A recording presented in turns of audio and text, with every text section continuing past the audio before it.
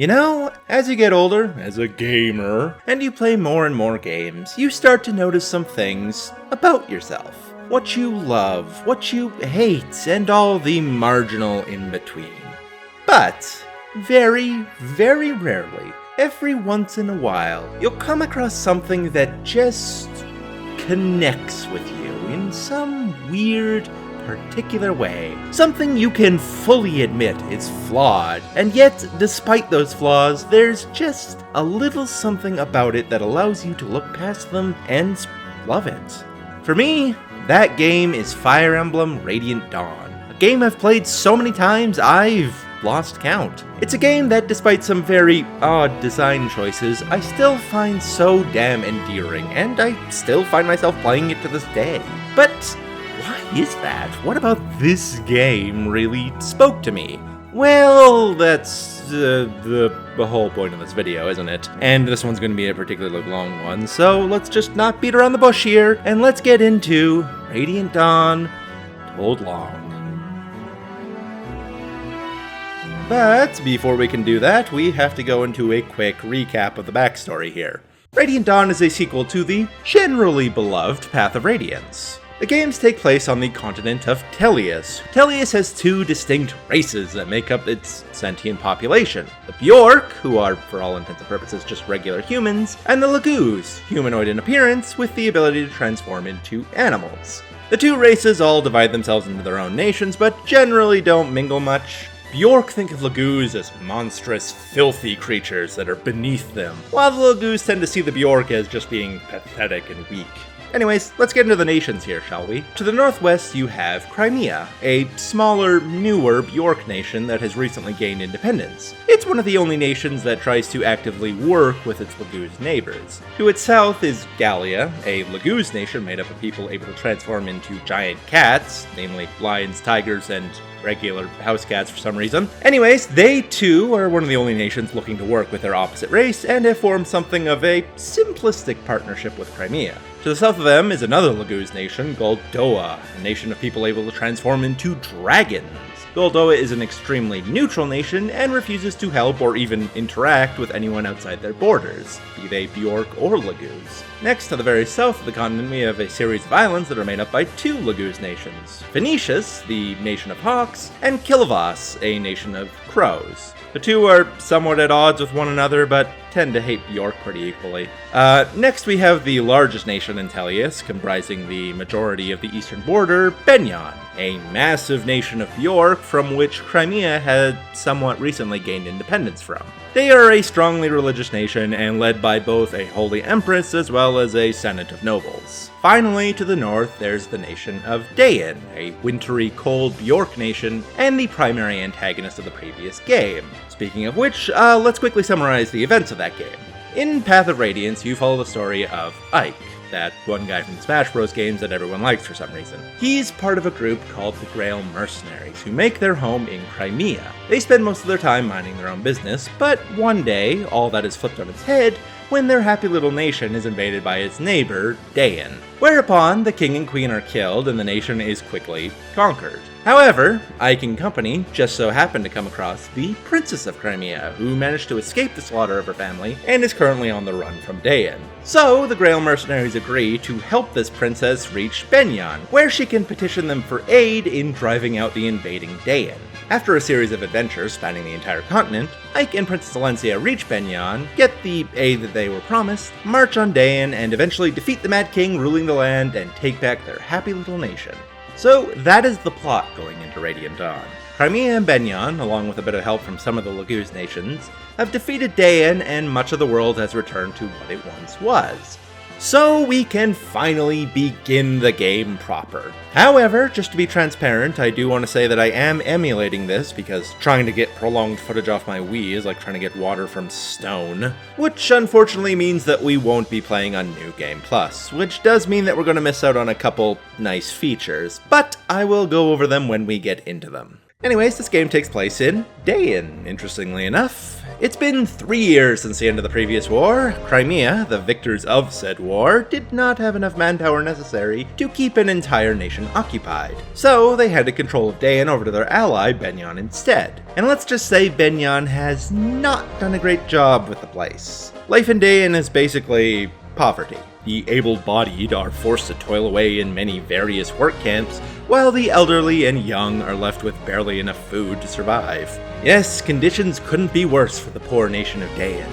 Benyon is ruling them with an iron fist, and many are losing hope of ever being able to live a life of freedom again. However, there is one small, glistening light of hope for the people of Daein. A group calling themselves the Dawn Brigade. A couple young vigilantes led by a maiden with silver hair named Micaiah. This group has started to fight back against the Benyon tyranny surrounding them. Could they be the saviors Daein needs? So, let's take a little step back here and talk a little bit about the game. Radiant Dawn is a little different from your typical Fire Emblem. Normally you follow one continuous story with 1 to 3 protagonists, and it's usually about you starting with a small group and slowly amassing more and more allies until you have a large enough army to defeat the major bad guy. That's how it worked in Path of Radiance as well. Well, in Radiant Dawn, instead, the game is split up into larger parts, where you control various different protagonists going through different views of the game. You start off the game as Micaiah and her entourage, then later move on to Crimea and see how Queen Alencia is holding up, then back to Ike and the Grail Mercenaries, and so on and so forth. They do eventually all join up together near the end, but the large majority of the game has them acting separately. So we are going to be covering each group similarly here. And what better place to start than with the opening crew, the Dawn Brigade.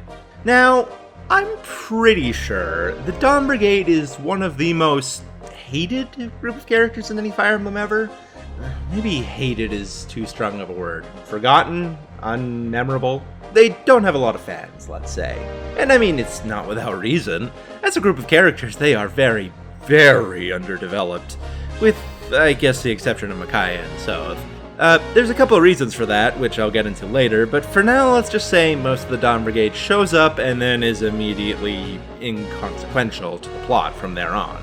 They are also, for the most part, extremely weak. The majority of the Dawn Brigade is categorized as being very underleveled and requiring near constant babysitting in order to survive. There are 1 or 2 exceptions to that rule, but most of those are characters that were introduced in the previous game, and as such, they have all their backstory from that game going for them already. So it's kind of easy to see why the Dawn Brigade isn't exactly well remembered.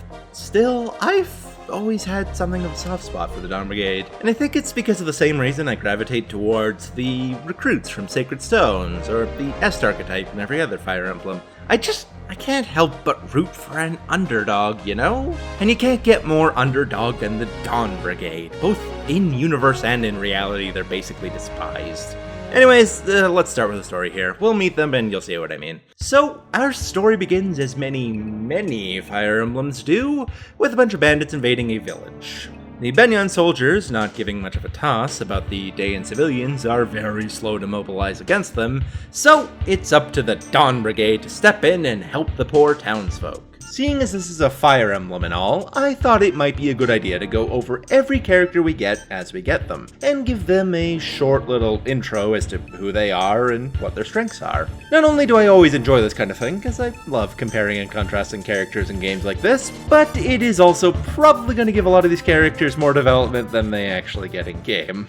Right, so, where better to start than with our shiny new protagonist, Micaiah. She's talented, kind, surprisingly wise for how young she looks, and has a serious knack for drawing people towards her. A talent she somewhat dislikes, as she tends to prefer not being the center of attention. She also has a couple of mystical powers, which she tends to hide from the public eye, but her close friends know about. We'll get into them more later, but for now let's just say she has the power to see the future, the power to somewhat read people's emotions, and the ability to heal without a staff. As a unit, Micaiah is interesting to say the least. She has such absurdly high magic luck and resistance, which, when paired with her unique Thanitome, turns her into a glass cannon to end all glass cannons. A glass thermonuclear device, if you will. As such, while she does need near constant protection due to her low speed and defense, she will easily one-shot many an enemy, particularly cavalry and armor knights, making her an essential part of the Dawn Brigade in the early chapters. However, as the game goes on, her flaws begin to shine through. She, along with pretty much every other member of the Dawn Brigade, has pretty terrible availability, meaning they'll usually end up a good 10 plus levels lower than most of the units from the other two routes, when they do join up together. To make matters worse, she suffers from what I like to call Roy's disease, by which I mean she promotes way too fucking late. There are actually 3 job tiers in this game rather than the usual 2, so she actually gets 2 predetermined promotions. The first is a little late, but certainly at a reasonable point, but the second doesn't happen until the literal end game, aka 5 levels before you beat the game, at a point when most of your other characters are already happily maxing the majority of their stats. As such, her glass cannon status starts to ebb away over time as she has a harder and harder time one-shotting characters. Oftentimes, come endgame, she just ends up being a generic healer, which to be fair isn't the worst thing you could be, but it is far from the heroic protagonist image you might expect of your game's main character. Still, she will always be at least somewhat useful, which is more than a lot of characters can say. Moving on, next we have 2 of the original members of the Dawn Brigade, Edward and Leonardo. Edward is somewhat hot-headed and impulsive, very outgoing, while Leonardo is a lot more withdrawn and calculating, somewhat introverted you might say. And well, that's really all we know about them, because, like I said, the Dawn Brigade is very underdeveloped. As units though, they're somewhat interesting. Edward is the best swordsmaster in the goddamn game. Now, that best comes with a mighty big asterisk, which goes all the way back to one of the oldest debates in Fire Emblem as a whole, and that is, what criteria decides which character exactly is the best? One side argues, very sensibly, that the best characters are the ones that can carry you through the most difficult of situations. Growths are important, but base stats are even more important. The Oifei archetypes show us how truly great a unit should be. And I mean, when it comes to Fire Emblem, the hardest sections of the game are almost always near the beginning. You want a character that starts off strong and ends off strong as well. However, on the opposite side of the aisle, the side I tend to inhabit, you find a bit of a different theory. One that states that the best characters are simply the ones that end the game with the most stats possible. I mean, who cares if they come in underleveled, or that training them up is a pain in the ass, or die in one hit when you first get them? All that matters at the end of the day is bigger numbers. Turning those white stats into green max stats is what gives us life, gives us power. Anyone who defies such simple logic is simply too weak to understand the power of these characters. Us is best! Us is best! So, as you can see, Edward is the best Trueblade, because despite being the lowest level of the bunch, he has the best growths and will be the most likely to max every one of his stats come endgame, right? However, even coming from me, as an S-loving fanatic with a shrine to Nino set up in my closet that I pray to every day, I have to admit Edward probably isn't worth it. You see, the thing about Radiant Dawn is base stats and growths are important.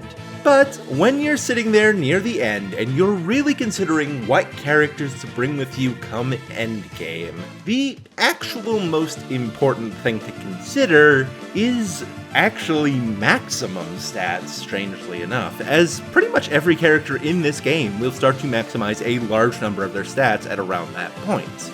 And well, there are 4 other Trueblades available in Radiant Dawn, and quite frankly, while Edward is the most likely to max all his stats, every other Swordsmaster will max most of their stats as well. In the early game, Edward is just such a pain in the ass to train up that most people won't even bother. He's not quite fast enough to dodge anything reliably, not quite strong enough to kill anything on his own, and can only really take one hit before going down. This, paired with the fact that many of the Dawn Brigade characters are going through a very similar thing, on top of his poorish availability, means Edward will often get shelved for the much easier to use, almost as good good other options.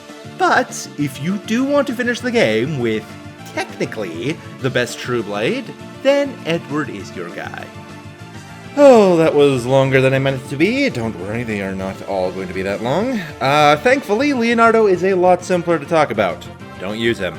Unlike Edward, who at least has some advantages over his fellow True Blades, Leonardo is just completely outclassed by his fellow archers. His only real claim to fame is that he has good skill and luck, but I mean, it's not like the other archers are really hurting in that category. Aside from that, he has average strength and poor speed, so his slow startup time from being on the Dawn Brigade gets amplified by his weird growths. At the end of the day, he can be used if you really want to, I guess, but at best he will match his fellow archers and will require far more investment to do so. Okay, that's all the characters for now. Let's get on to the level. It's the first level in a Fire Emblem, meaning it is exceedingly simple. There are a bunch of brigands that are so incredibly weak that Edward gets to call himself a tank for the only time in his life. Pick them off one by one before going towards the boss, and before you know it, the level is done. After the battle is won, the Benyan army finally show up and immediately rush to arrest the interlopers. By which, of course, they mean the rebel group, the Dawn Brigade, obviously. Wouldn't want to arrest those bandits. Meaning Micaiah and friends must beat a hasty retreat. We also get a brief sighting of the main villain of the first part of the game, General Gerard, a generically evil son of a bitch who kills one of his own henchmen because they failed to apprehend these damn freedom fighters. I guess just because he wanted to tick all the boxes on his Saturday morning cartoon villain bingo card. Anyways, this guy is going to be hunting your little group for the majority of these chapters, so look forward to seeing a lot of him. Next chapter! The Benyan soldiers have spotted you and are giving chase, meaning you've got to break through the town and escape out the backside. Now, this level is surprisingly hard for the second level in a game. If you know what you're doing, it's not too bad by any means, but for a newer player, it can definitely seem daunting as hell. Firstly, the enemy are suddenly doing a heck of a lot more damage than before, meaning you have to play super cautiously. However, there's also a time limit, meaning you can't play too cautiously or you'll run out of time and lose. Fortunately, to help you out on this mission, you get your next party member, Nolan. Nolan's a laid-back, thoughtful kind of guy. He's older than the majority of the rest of the Dawn Brigade and seems to have a certain wisdom that comes with that. As a unit, Nolan is probably one of the most memorable of the Dawn Brigade because he is actually pretty damn good. He has solid base stats, great all-round growths, and can actually take a few hits in the early game without taking a dirt nap. His only real weakness is his strength is average, which isn't necessarily a bad thing, but it does mean he has a very tough time reaching the full potential that his warrior class provides. Other than that, though, he's an incredibly solid unit who can serve you well throughout the entirety of the game. Anyways, so, this level is about using mostly Nolan, but sometimes Edward, to draw in enemies before having the rest of your team pounce on them like a pack of rabid badgers. It's a mix of trying to move quickly without putting your guys in too dangerous of a situation. Eventually you'll have cleared most of the enemy out, and some enemy reinforcements will appear behind you. However, you don't have time to deal with them, so escape with Micaiah and the map is done. Afterwards, you make a break through the crowded town, hoping to blend in with the crowd, only to find that the crowd recognizes you as the Dawn Brigade, the heroes who stand up for the people of Dayan. As such, they help you cover your retreat, and a lot of you are easily able to escape the forces of Benyan. However, as you're making the leave, we get to witness two of Micaiah's incredible powers, the first being her clairvoyance. Micaiah sees that something unfortunate is about to happen. She rushes back to the townsfolk and, sure enough, finds Benyan soldiers firing arrows to disperse the crowd of Dayan civilians, and one young boy lying bloody on the floor. But it's okay, because Micaiah gets to demonstrate her second power, Sacrifice, an in-game ability that lets Micaiah trade her life force to heal another without a staff, which the game makes a big point about here, but honestly is pretty unimportant in the long run. Anyways, having saved the boy's life and passing out in the process, Soth grabs Micaiah and the two hightail it out of there. The townspeople, having witnessed what they consider a miracle, are now even more beholden to Micaiah, and the belief that she's a miracle from the goddess sent to free the people of Dayan starts to spread. Also, General Gerard shows up again and continues to act evil. And so we move on to the next chapter. Currently on the run from Benyan soldiers, your group stumble upon a lone sister who begs the Dawn Brigade for help. Apparently, the abbot of her church is sick, and the local Benya noble has been hoarding all the provisions, so she needs help getting his medicine. Micaiah, being unable to ignore a soul in need, obviously agrees to help, and you head into the manor to see what you can get your hands on. Alright, on this level we get 2 new characters, one new face and one a returning character from the previous game. So, we've seen him around a little bit so far, and he's definitely been eating his big boy snacks since the previous game. So, in Path of Radiance, Soth was a scrawny little thief of sorts who stuck his way into Ike's party. In a lot of supports, he also mentioned that there was someone important to him waiting for him back home. Well, it turns out Micaiah was that someone important, and Soth has made it his sole purpose in life to always protect Micaiah and never leave her side. Honestly, their whole relationship is, well, considering Soth's age in the previous game, and the fact that, as we'll soon find out, Micaiah is quite a bit older than she looks, well, have you ever heard of the term grooming? Whatever. That's neither here or there. As a unit, Soth is firmly part of the Oife archetype.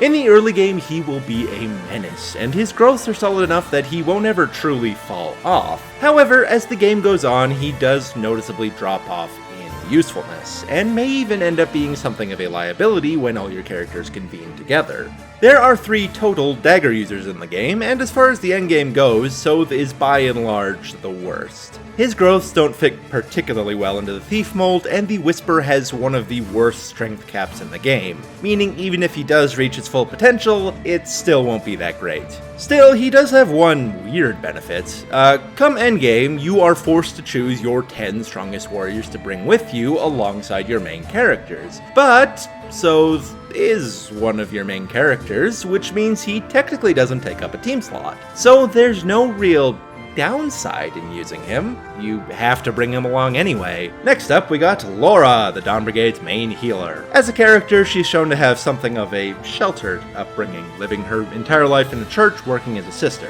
However, we do see that this might have caused something of a romanticized view of the outside world, meaning she might have a few delusions of grandeur. Honestly, I really wish she got more characterization, because I feel like what little we did see seems really funny. Anyways, as a unit, poor Laura. If this were the GBA games, Laura would have put characters like Natasha and Sarah to shame. She has the offensive growths of a god. However, she has far more problems than her great growths can fix. For starters, she's as frail as they come. If an enemy so much as glances at her, she will fall instantly. What's more, she starts off underleveled with only the ability to heal. This means she levels up extremely slowly in the early stages of the game, which means she will also fall behind the rest of your party. But even if you get past all that, and you do get her to a stage where she can actually make use of those insane offensive stats, she's let down by the fact that priests in this game are just not very good. They have extremely low caps, especially in speed. Light magic is the weakest magic overall, and their only real use is healing. What's more, you already have Micaiah, who you have to use, and generally does just as good, if not better of a job as your main staff user. As such, most people will rarely see Laura as anything more than an early game heal bot that they get rid of the moment something better comes along. Anyways, on to the level in question. This level is fairly straightforward. You gotta make your way into the middle area, trying to use Nolan and Edward to take the majority of the hits as best you can. Eventually, Soth will appear near the top left and clear out what few soldiers remain there, giving you a safe staging ground to hole up and deal with the remaining units. You also get Micaiah's signature spell, Fanny, out of a chest here, which will allow her to one-shot the boss of the stage. Neat. Once you've cleared out everyone and open up all the chests, send Laura to the capture point and you've won the stage. After all that concludes itself, Laura gathers up the medicine she needs and the rest of your group make to escape before Benyon reinforcements can show. However, Micaiah gets a premonition and slips away from Soth and the rest of the Dawn Brigade, whereupon she finds General Gerard, who has taken Laura hostage in order to smoke Micaiah out. In exchange for her safety, Micaiah offers herself up, and the two of you are taken prisoner. Moving on to Chapter 3, in prison, Micaiah finds a couple new faces who will be quickly familiar to anyone who played the previous game. Amy, the shopkeeper from the previous game, who spent most of her time hitting on all the hunky boys that looked her way. Ileana, a thunder mage whose only real character trait is how much she loves food. And Girth, a kid whose identity is hidden at this point. But if you played the first game, you'll know that he's Kurth Naga, Prince of all Dragons from Goldoa. What he's doing here is anyone's guess at this point, but there it is. Anyways, after Micaiah introduces herself to these strangers, it's not long before Sothe and the rest of the Dawn Brigade appear, ready to break Micaiah and her new friends out of prison. But of course, it's not going to be that simple. Now you've got to defeat the remaining guards and make your escape. Okay, Chapter 3, 2 new characters again. First up, Ileana. Like I said before, main character traits are that she loves to eat, and she's also generally pretty lazy. As a unit, she's fairly disappointing. She has some decent base stats, but her growths are all around very average, with particularly low speed.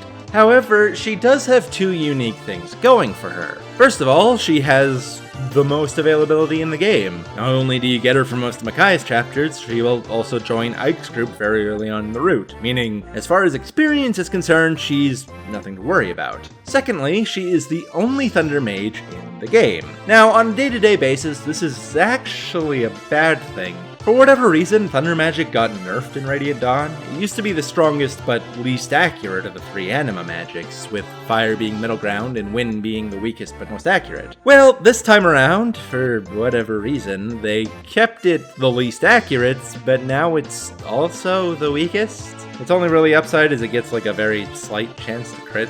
However, though, there is one very big niche for Thunder Magic in this game, and that is one of the most difficult endgame bosses just so happens to be a map populated entirely by dragons. And wouldn't you know it, dragons are weak to thunder. As such, being the only unit capable of wielding the mighty Rex Bolt, Ileana can dish out some serious hurting to her Laguz opponents. But that being said, outside of that, she's pretty mediocre. Personally, I rarely use her, but if you like her, you can certainly get the job done. Next up, we have Aaron. He's Laura's childhood friend and portrayed as a somewhat laid-back but well-meaning sort of guy. As a unit, Aaron is the medicine that the Dawn Brigade has been looking for. He is a physical god! Much like his childhood friend, he has some absurd growths. Only instead of amazing speed, Aaron gets amazing defense. Aaron will carry your sorry ass through many of the Dawn Brigade sections. You stick him in a choke point and there ain't nothing physical getting through that. What's more, the rest of his stats aren't terrible.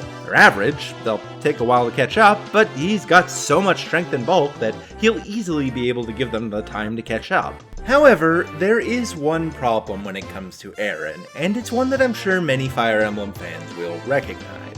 You see, as I'm sure many of you know, speed can very well be the most important stat in Fire Emblem, because a single point of speed can change whether or not a character is capable of double attacking their opponent. While every stat is important, obviously, none of the others can affect combat quite so drastically with just a single point.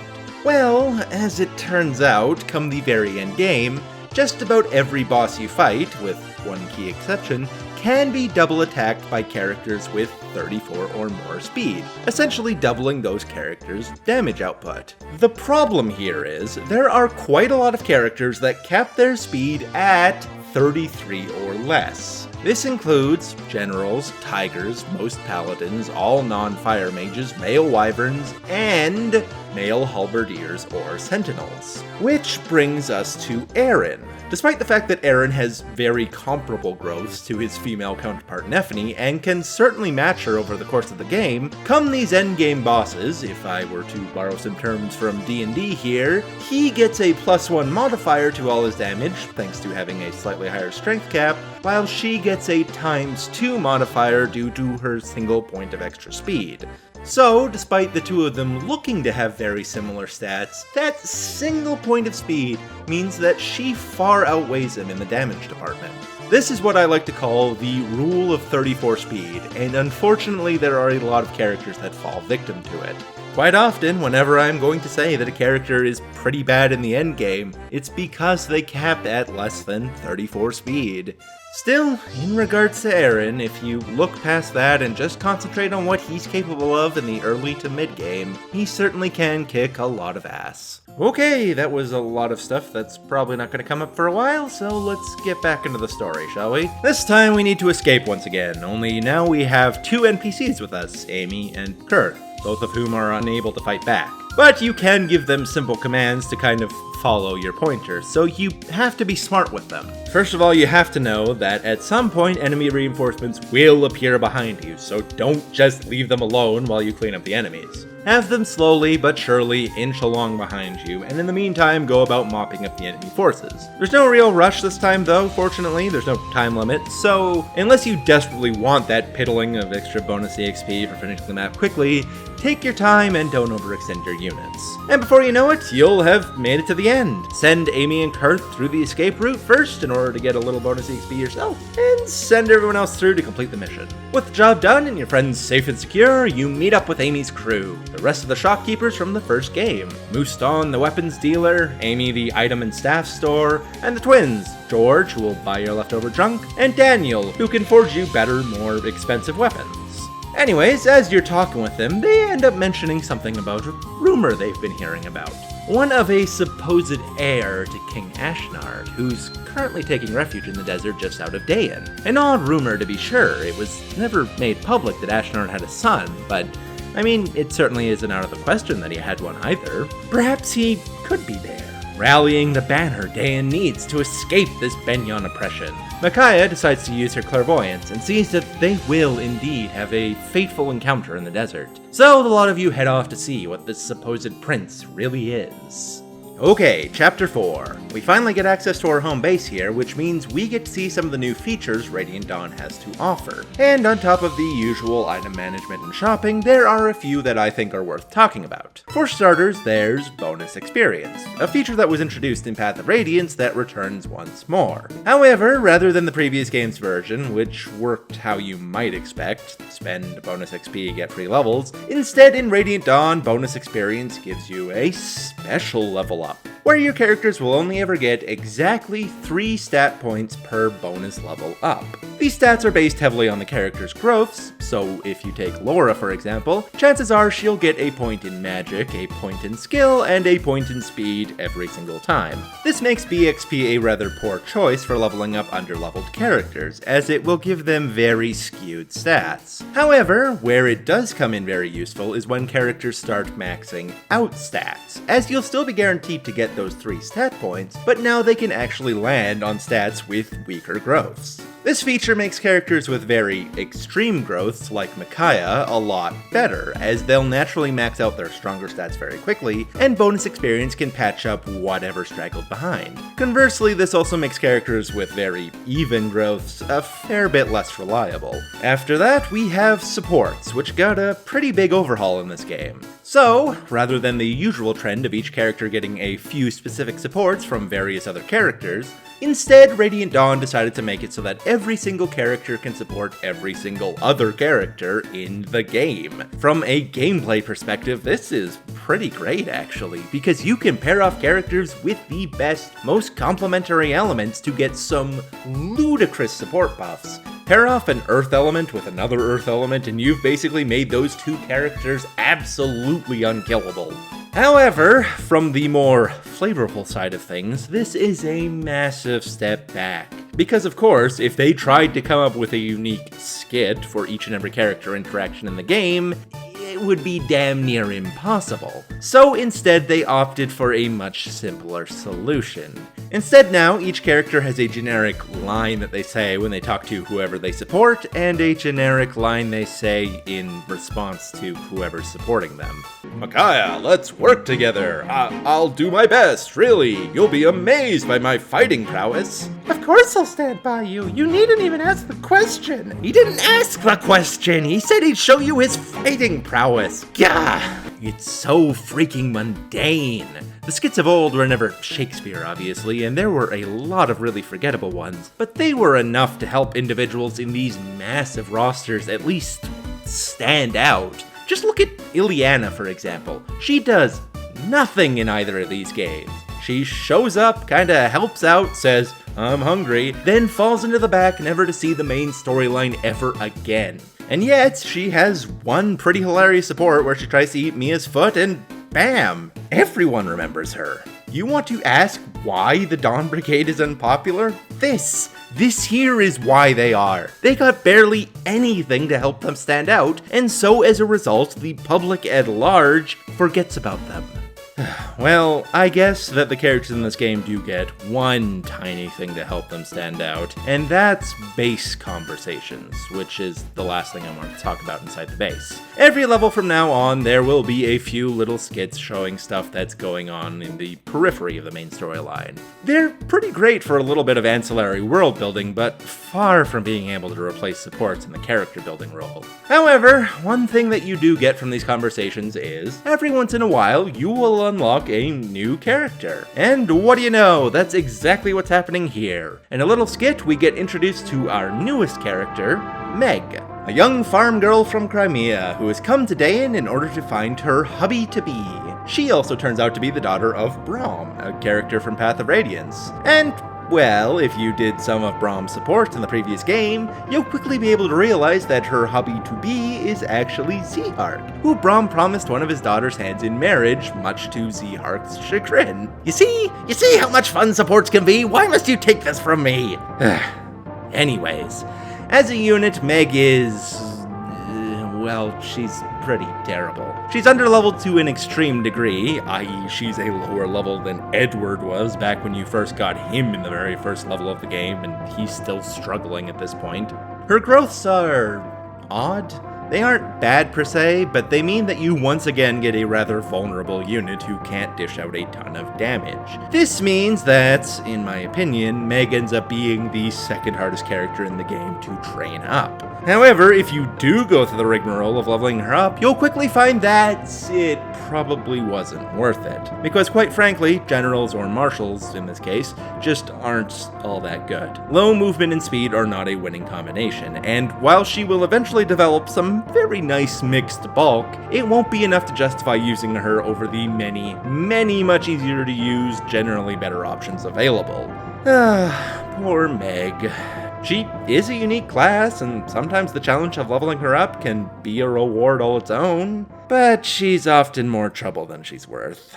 Well, with that out of the way, let's get into the mission, shall we? This time around, Micaiah gets drawn into a random ruin where she hears a mysterious voice. As she wanders inside, she stumbles upon a massive horde of gold and jewels. It turns out this is the home base of a small horde of Lagoo's bandits, which apparently Dayan has. And hey, what do you know? It's led by that slightly offensive pair of twins that are in every Fire Emblem for some reason, only this time they're tigers. This level requires you to kind of split up your forces a bit, leaving a small contingent back to hold off a bunch of rampaging cats and tigers and a pair of choke points, while the rest of your force works your way around, opening all the chests and defeating the bosses. The tigers hit very hard, but the Lagoos are very predictable, obviously having no way to attack at range, meaning you just gotta use the terrain to your advantage, and this level isn't particularly hard. After the battle is done, Micaiah still hears that mysterious voice coming from deeper within the ruin. And, wouldn't you know it, it turns out to be a heron of all things. The herons are a tribe of bird Lagoos that mostly got wiped out by Benyon due to a whole variety of circumstances that basically boils down to the Benyon Senate being evil and framing them for the assassination of the previous empress. Anyways, this heron here, named Raphael, was one of the herons that was thought to be dead in that massacre. However, he wasn't. Instead, he somehow ended up crossing the massive desert that borders Tellius, and it turns out on the other side of that desert is a nation of an entirely new kind of Lagoos, wolves. And, well, along with Raphael, there are two representatives of the wolf nation. Nyla, the queen of the wolves and apparent lover of very pretty men, and Volug, Nyla's right-hand man and looking like he came directly from the cover of some wolf-themed erotic novel. Anyways, a lot of them are apparently on their way to Gallia to reunite Raphael with his long-lost family, and Micaiah and friends offer to help them out, to which the wolves and heron are very grateful. However, before you can do that, you need to continue your search for this supposed to Prince, as he's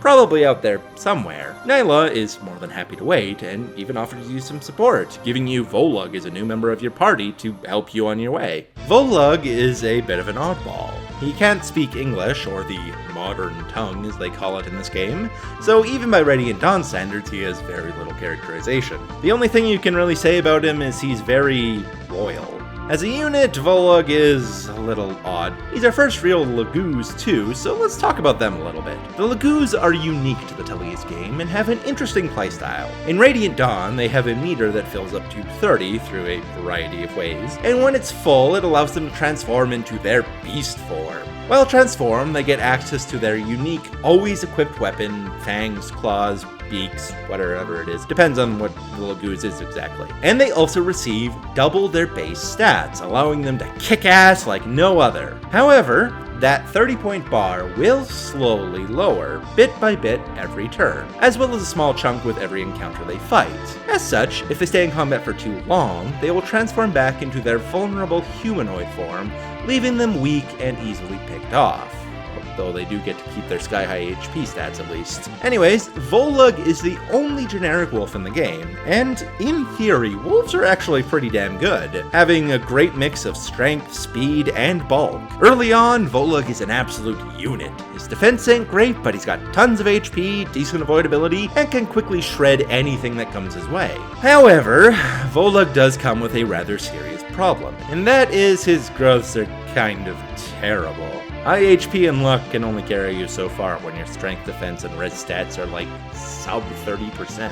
What's more, he has a tough time gaining experience, as Lagoos tend to level up kind of slow, and Volug starts off somewhat overleveled, meaning for the majority of the first chapter, he won't gain more than single digits worth of experience per kill. Regardless, Volug can be kind of awkward to use, and just ends up being generally disappointing by the end game. But if the stars do align for you and you do invest a lot of BXP and maybe even stat items into him, he can be a decent unit. Moving on to the next chapter, we arrive at a small fortress where we find a contingent of Benyon soldiers for some reason, and they seem to be fighting a small group of people. Well, whoever they are, if they're fighting against Benyon, that probably means they're on our side, so your party decides to help them out. And, well, wouldn't you know it, turns out to be a variety of familiar faces from the previous game, namely Jill, Zehark, and Taronio. You could have Sothe and Ileana run up and talk with their old friends if you feel so inclined. Anyways, this mission involves defending the three of them from the encroaching Benyon army. They are NPC controlled, so you might be worried, but you don't really have to be. They are more than capable of looking out for themselves.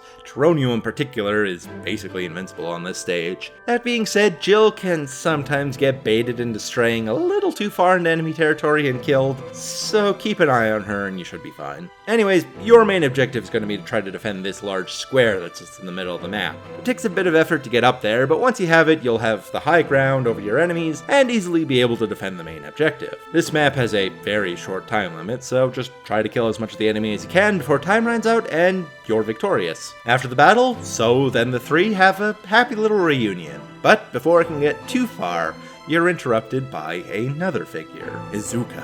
A character that technically the Grail Mercenaries never actually met in the previous game, I think. However, we, the player, did see who it was, and who he was basically King Ashnard's crazy mad scientist who did all sorts of heinous experiments, mostly on Lagoos. So, yeah, he's clearly evil, but for some reason nobody in the game really seems to pick up on that. Anyways, it turns out Izuka is the one who discovered Ashnard's son, Peleus, along with his mother, a woman named Lady Almeida. And he has been a key voice in drumming up support for putting the rightful king on the throne. Prince Peleus himself was just as surprised as everyone else to find out he was related to the late king, but Lady Almeida vouches for his authenticity, and while he's nervous, he's willing to give his all to save the people of Daein.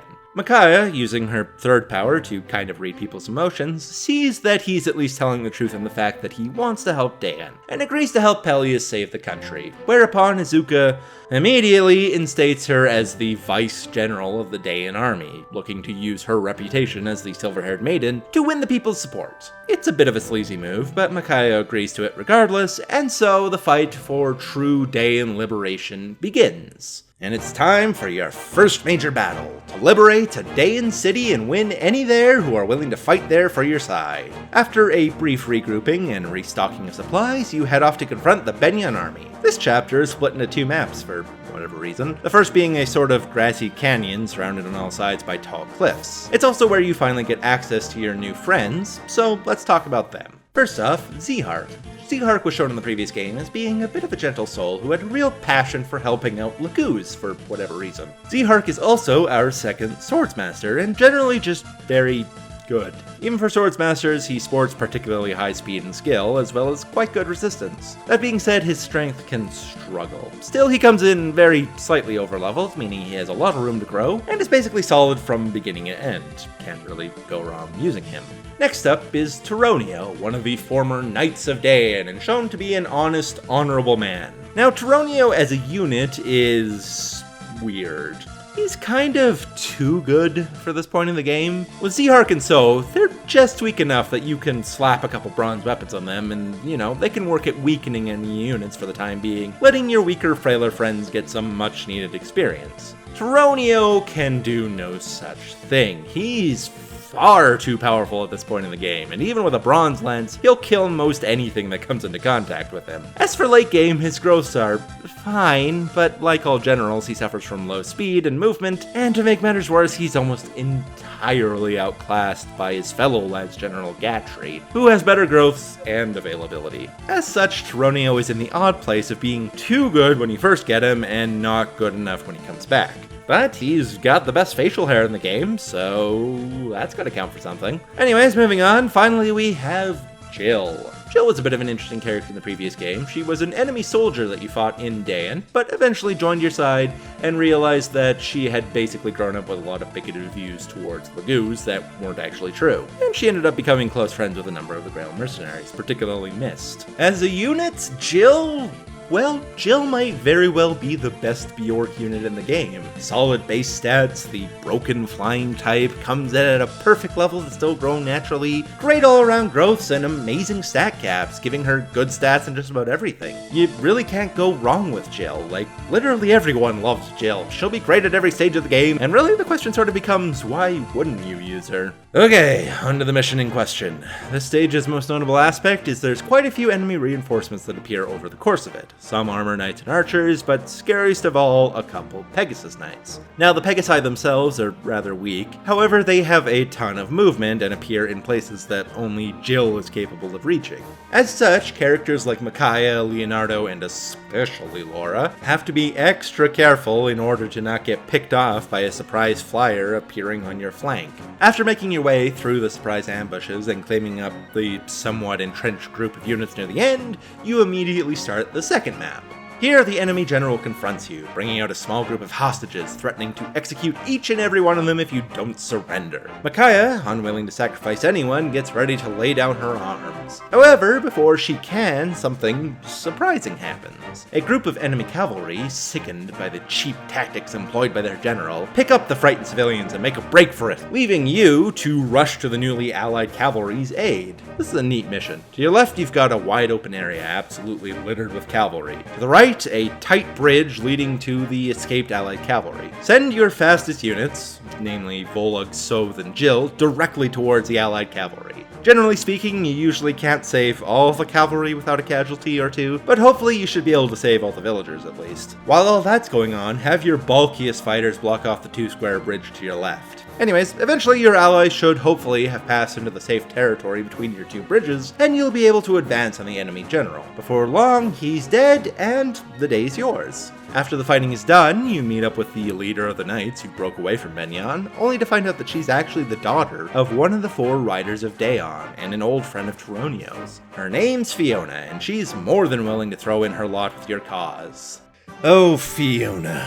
Fiona is without a doubt the hardest unit in the game to train up. Not only are her starting stats abysmal, her level well below everyone around her, but the game is actively working against her. Say what you will about Meg, you at least have time to try and fix her. Levels where you can feed some much needed XP into her. Well, Fiona has no such blessing. On top of coming in much later than Meg, the Dawn Brigade has to go through not one, but 2 swamp levels moving on from here, which are utterly hostile to cavalry. So much so that Fiona literally isn't even allowed to go on one of these missions. This means that not only is she incapable of standing up to the most basic of enemies being thrown at you at this point in the game, it also means that she has so much harder of a time getting the experience she needs to start catching up because you just can't use her. However, if you do go through all that rigmarole, all the painful babysitting, weakening multiple enemies just so she can barely finish them off, Fiona is actually an excellent endgame unit. Possibly the best spear user in the game. Very solid caps across the board, one of only 2 paladins to breach the 34 speed mark, and the useful imbue skill to provide a surprising amount of passive healing. Is it worth it? No, definitely not. But, much in the same vein as Edward, if you are looking for technically the best paladin, Fiona is your lady. Anyways, new chapter. This time we're trying to break a bunch of prisoners out of some Benyon prison. With their aid, the smart little army that you have now would double in size overnight, so it's well worth going to rescue them. However, it will be heavily guarded, so plans must be made. After Izuka puts forward a plan, which is the same plan once used by maniacal, chaotic, evil villain Kefka, just so you really know you can trust him, you decide to use a feint tactic with Chironio drawing the prison guard's attention while the rest of your army breaks in and frees the prisoners. And so you set the plan into motion, only to find yet more familiar faces waiting for you inside. Tormod, Maurim, and new character, Vika. Tormod, from the previous game, was a Bjork child raised by Laguz, specifically his big buddy Maurim, a curt, straightforward, but intelligent Laguz.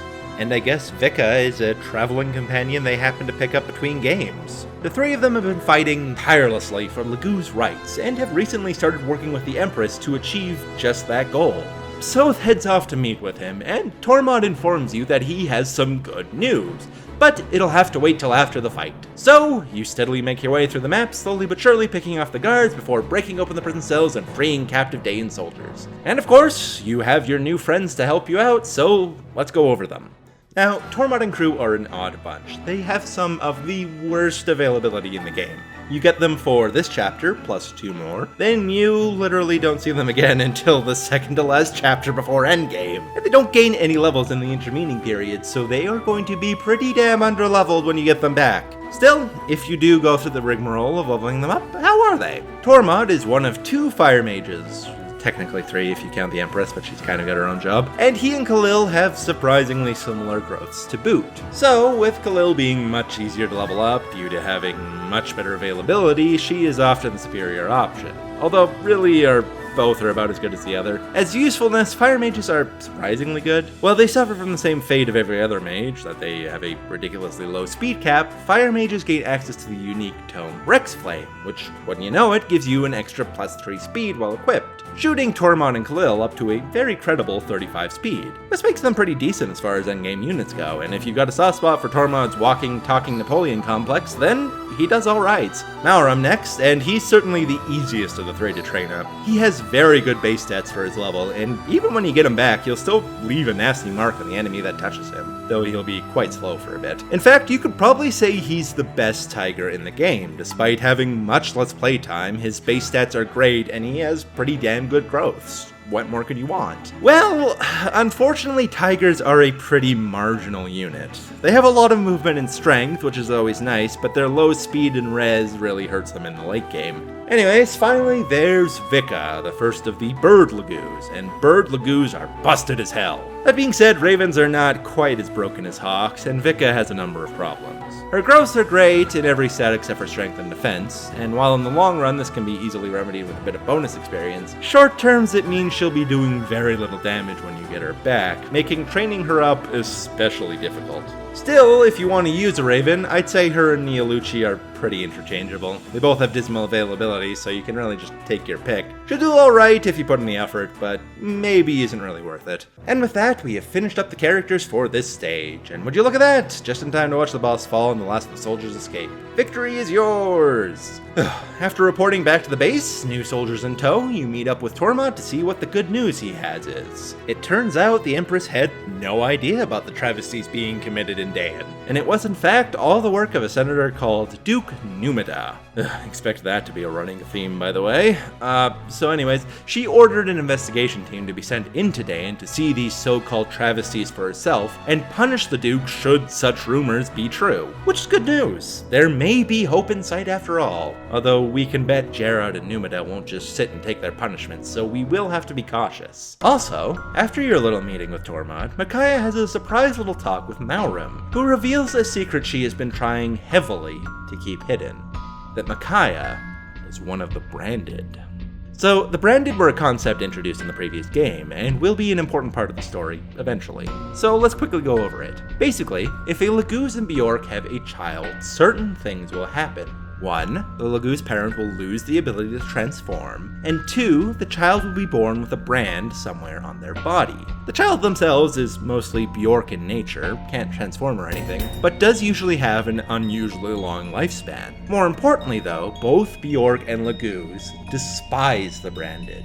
The Bjork often mostly persecute them, thinking them an unholy abomination in the eyes of the goddess, while the Laguz flat out shun them, avoiding them as much as they can. They usually can, however, blend into Bjork society, provided they hide their mark and never stay anywhere too long to show how slow they're aging, which is what Micaiah has been doing. However, Laguz have a sort of sixth sense and can tell there's something off about them. Anyways, this means Micaiah has spent most of her life in hiding, and as such is very uneasy about being the general of the Dayan Liberation Army. That being said, she feels duty-bound to help her people. She's come to really love them, so she doesn't shun the responsibility. Alright, moving on. Time for the worst level in the game. Woo! So, like we thought, Jared and Numida aren't going to sit around twiddling their thumbs. They set up a very obvious trap in the middle of the giant marsh, where they plan to execute a bunch of Dayan civilians unless the Liberation Army surrenders. Micaiah, being the goody little two-shoes that she is, refuses to back down and plans to set out to save the villagers immediately. However, she comes into a bit of conflict with Izuka, who claims the very obvious trap is very obvious. Still, Micaiah refuses to back down and heads off to the swamp where Benyon plans on executing its prisoners. This level is certainly something. There are 6 NPCs incapable of moving scattered throughout a pair of rather large bogs, and should the enemy so much as touch them, they will die. Trying to save all of them is a pain in the ass, and not helped by the fact that you can't bring Jill on this mission for whatever reason.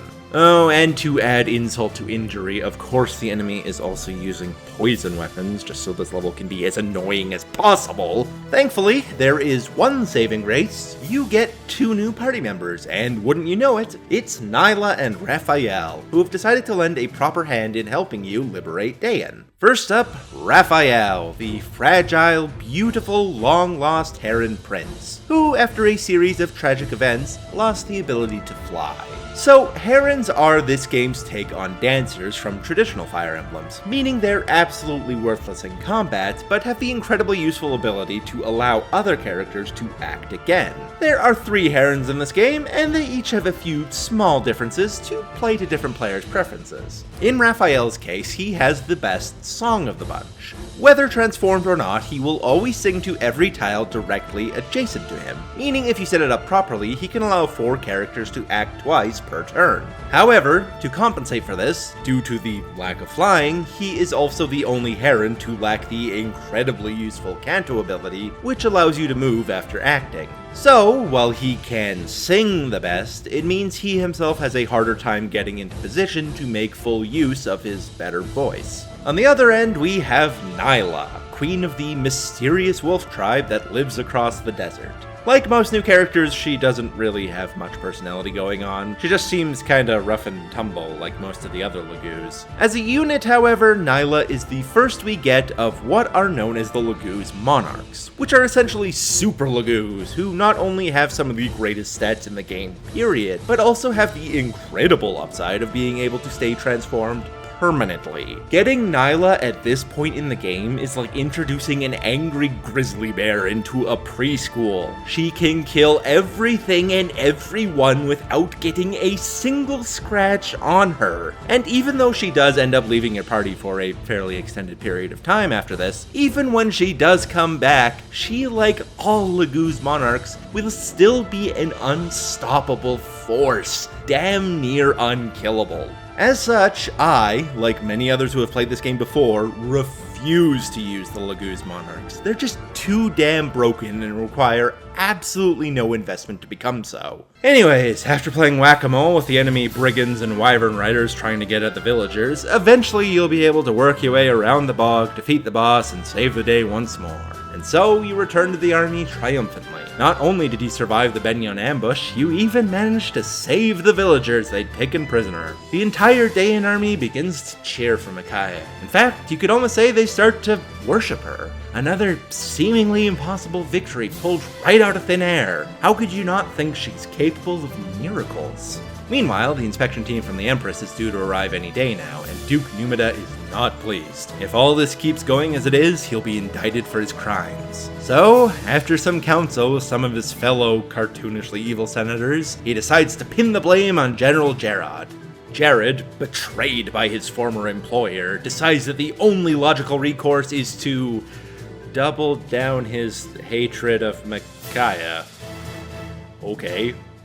Well, regardless, he sets a plan in motion. Meanwhile, back in Camp Dayan, everyone's having a good time. Pelias prepares a feast for all the soldiers and everyone celebrates the news that the Empress's inspection team will soon arrive. Once they see the travesties brought on by the Senate, this pointless war will be over and Dayan may finally have a chance to be free once more for the first time in over 3 years. Micaiah, tired from always being the center of attention, decides to seek out a brief moment of calm. She sneaks away into the woods near the camp and settles down to have a nice bit of alone time. Aw, can't we all relate to that? Well, no, we can't, because it turns out being the figurehead of an entire fucking movement and going anywhere without your protection detail is a really dumb idea. Wouldn't you know it, Gerard and a bunch of his cronies have managed to track her down, claiming that if they kill Micaiah, this whole rebellion will begin to crumble. After all, Pelias is little more than a formality at this point. Micaiah is the true star of this show. She's the one who won over the people's hearts, the one who fought on the front lines to liberate as many of her countrymen as she could from day one. Yes, if she falls, things might just be salvageable for Gerard after all. So, Gerard makes to kill Micaiah. But before his blade can land, who should appear but... Holy crap, it's the fucking Black Knight! He's even got his badass theme music! Right. So, for those who don't know, the Black Knight was one of the main antagonists from the previous game, right hand to King Ashnard and the man who killed Ike's father. And I mean, props to the guy, Grail really was a terrible father and a worse life partner, but that's beside the point. He was the bad guy in that game. But this time around, you are Dayan, so he's on your side, right? The Black Knight pledges to protect Micaiah with everything he has. As such, we are left with a very cool idea for a level that kinda goes on for too long. At this point in the game, you'll almost certainly have reached max level with Micaiah, meaning there's no real point in her fighting. So you just kind of walk around with the Black Knight killing everything in your path, and there's kind of like way more reinforcements than there should be. Whatever. Eventually Gerard shows his cowardly face and is promptly shut down by the literal endgame boss stats facing him. However, before the Dark Knight can land the final killing blow, one of Gerard's minions jumps in the way of the blade. A true evil bromance for the ages, I guess. Micaiah, seeing the lengths that this man went to for his commander, decides to let Gerard go in hopes that it'll smooth things over. However, this turns out to be a really dumb idea. After Sol's jaw hits the floor at the side of the Dark Knight, we move to the next level, whereupon we find out that Gerard has started to ransack the capital city of Dayan. Civilians are being killed, buildings are being destroyed, he's basically throwing one final temper tantrum before the real army of Benyon shows up and presumably arrests the lot of them. As such, the Daein Liberation Army is left with a difficult decision. Technically speaking, they've won. In a day or two, the main Benyon army will arrive, peace talks between Daein and the Empress can commence, and the day will be theirs. However, that won't be soon enough to save their capital city. But if they attack right now, they could take some heavy losses, and maybe even incite Benyon's wrath for interfering, even though we know that peace talks were on the way. However, this is the moment when someone surprising decides to speak up. It's Peleus, of all people. After a bit of trouble trying to get the army's attention, Peleus manages to give an actually halfway competent speech, asking his army to march on the capital. No matter what complications it could cause, the Daein army won't sit back while its people are slaughtered. The Daein army is, for the first time since this war began, inspired to action by their young prince's words. Perhaps there is something more to him becoming king than first meets the eyes. So begins the final chapter of the game's opening act, clearing out General Gerard and his minions from the capital city of Daein. There aren't too many Benyon soldiers left, but the ones who are dug in, well-equipped, and have absolutely nothing to lose. So, it won't be an easy fight. You have to weave your way up through a bunch of alternating stairs, drive back the reinforcements nipping at your heels, dodge the arrows and magic that rain down upon you, break through the wall of armor knights before finally confronting and truly defeating General Gerard for good. And so, the battle is won. Not soon after, Peleus, with Benyon's approval, is crowned the next king of Daein. His first act as king is to appoint Micaiah as true supreme general of the Daein army. Micaiah herself is a bit reluctant to take the post, but agrees to help oversee the rebuilding effort as Daein rises once more from the ashes. Our chapter ends with Micaiah saying goodbye to some of her new friends. Tormund and his crew are heading off, and they're taking Nyla and Raphael with them. Raphael still needs to head to Gallia to meet with his family, and sadly, Micaiah can't make good on her promise, since she'll be far too busy rebuilding Daein. But the Wolf Queen and Heron understand, and promise her that they'll meet again one day. And, well, they even leave behind a final parting gift. Nyla orders Volug to stay by Micaiah's side, and help watch over her while she's gone. And so ends the first act, but we are far from finished. We must now shift our attention away from Daein to another corner of Tellius, one a little more familiar to fans of the series.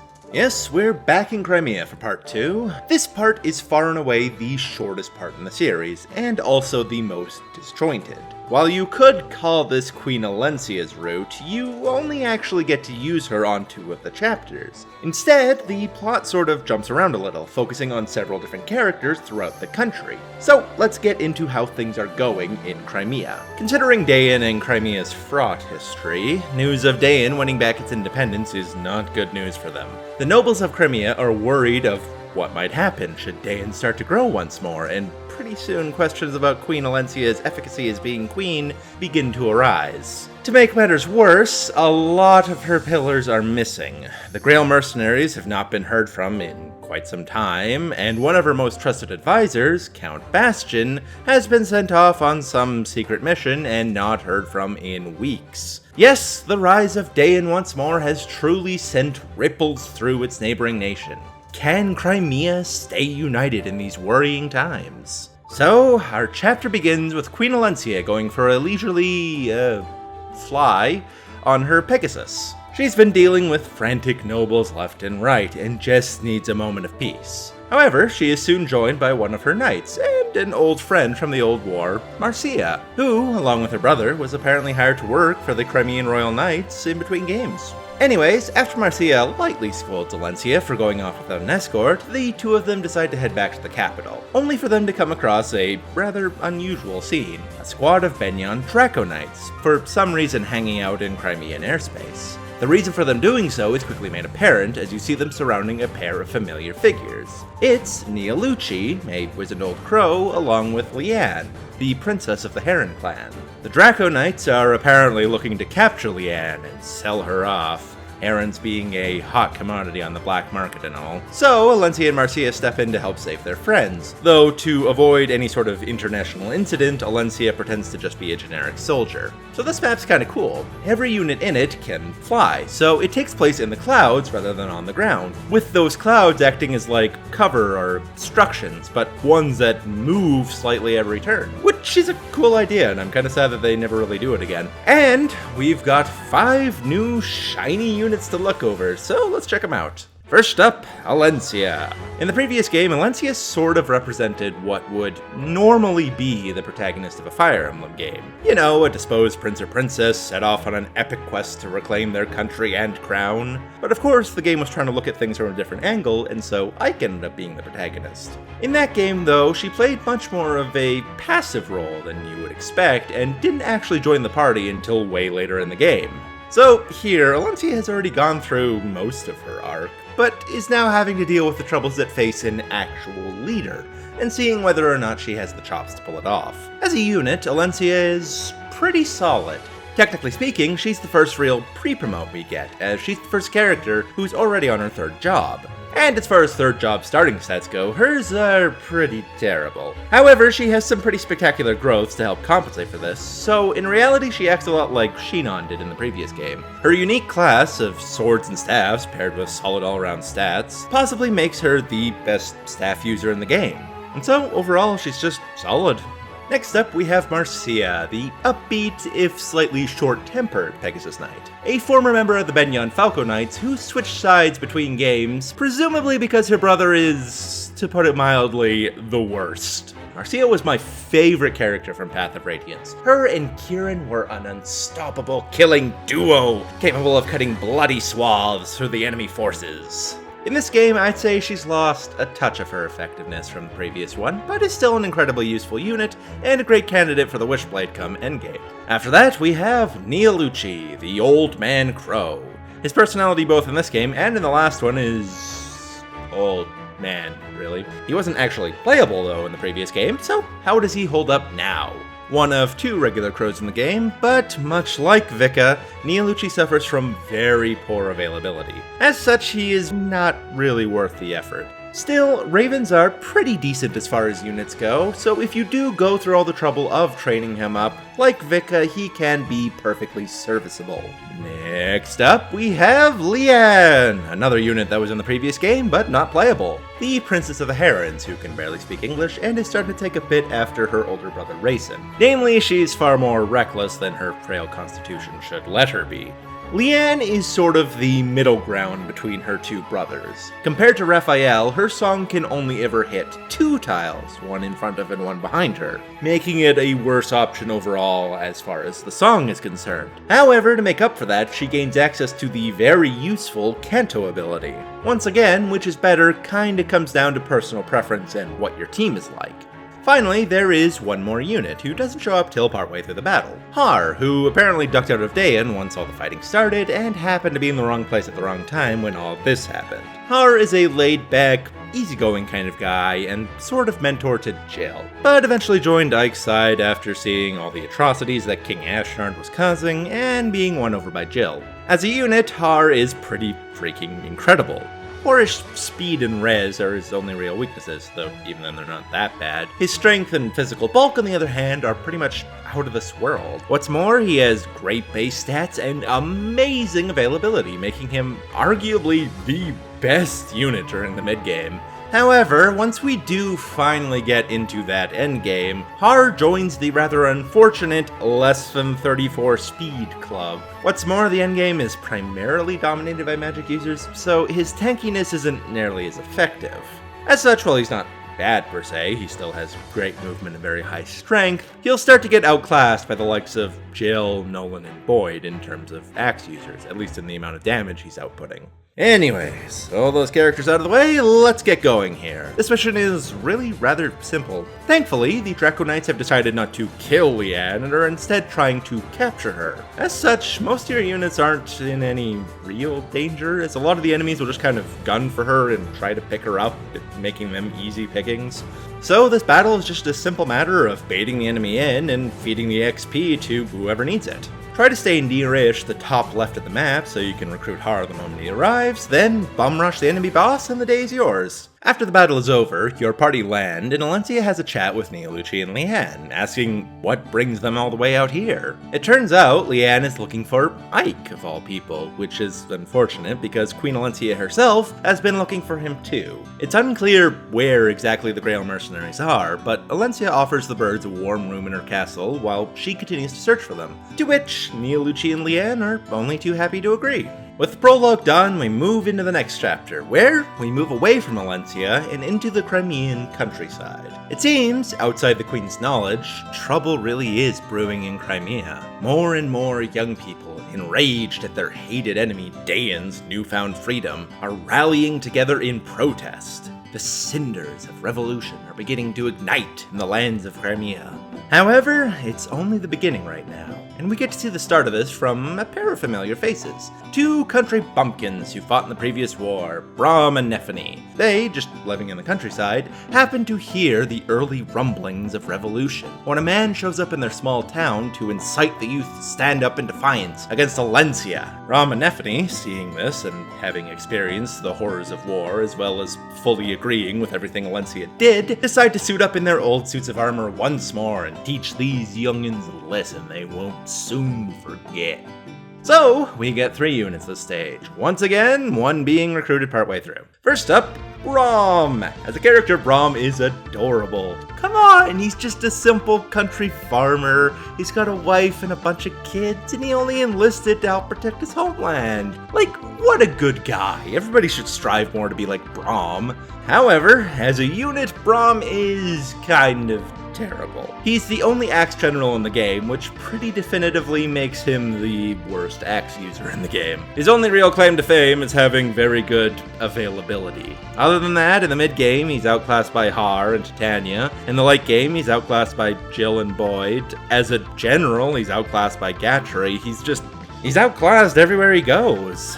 He'll be useful for about 3 chapters on Alencia's route, then after that, we'll never manage to be anything better than just okay. Next up, though, we have Nephany. Much like Braum, just a simple country bumpkin who enlisted to help her home. A friendly but maybe slightly shy character. However, unlike Braum, as a unit, Nephany is just exceedingly solid. Like, I feel like she can sort of be the baseline that every other unit in the game can compare themselves against. She's got just enough strength, she's just bulky enough, barely hits that 34 speed mark, has great availability. You can't really go wrong with her, she's just solid at every stage of the game.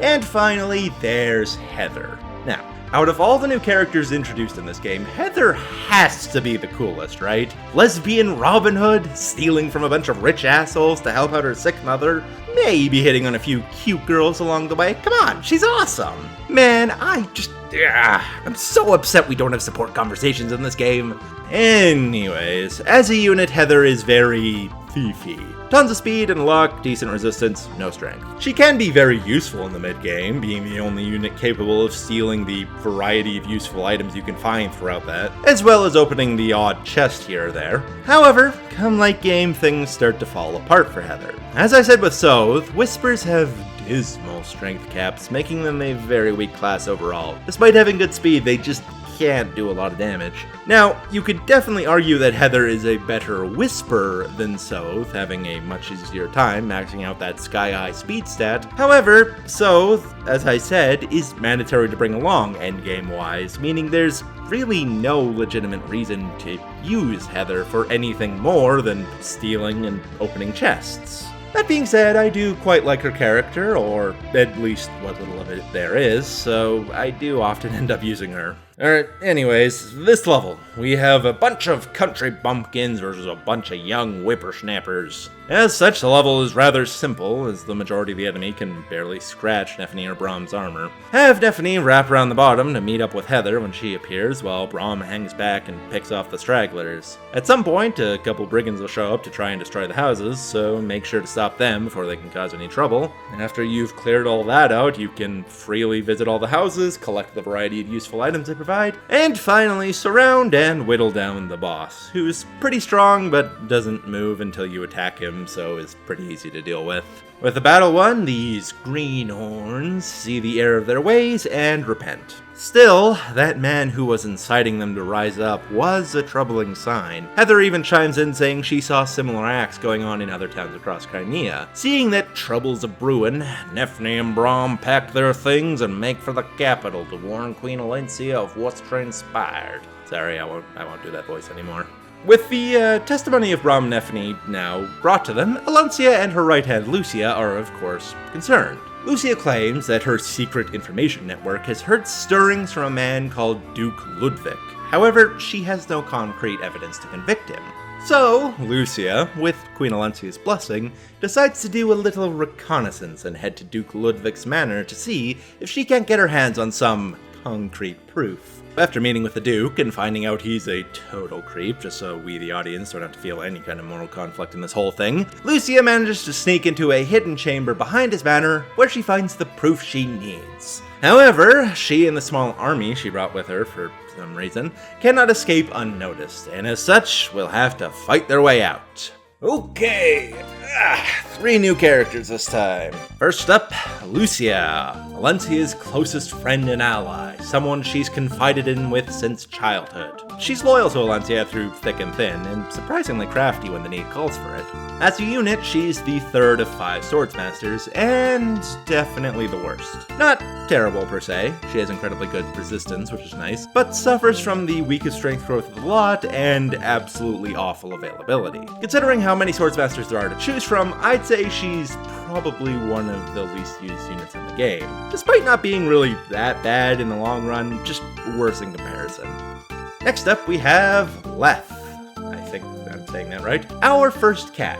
She's lost a bit of her edge since the previous game, where she was a very quick-to-anger sort of anti-Bjork character. Nowadays she's a little more collected, but is still a proud Gallian warrior. Anyways, as a unit, she's fine, I guess. Cats themselves are pretty decent, but Leth on the whole has very average base stats and very average growths to back them up. She won't be bad by any means, but she's generally rather outclassed by Ranulf, and even her sister Lyre, despite being much harder to use, will end up with better endgame stats than her most of the time. She does have pretty good availability, so you can use her throughout the mid-game, but you'll have better options. Finally, there's Mordecai, the peace-loving, gentle giant Laguz. Really, he honestly hasn't changed that much in between games. He's still just a kind of friendly, nice guy. As a unit, Mordecai might be the worst unit in the game, in my opinion.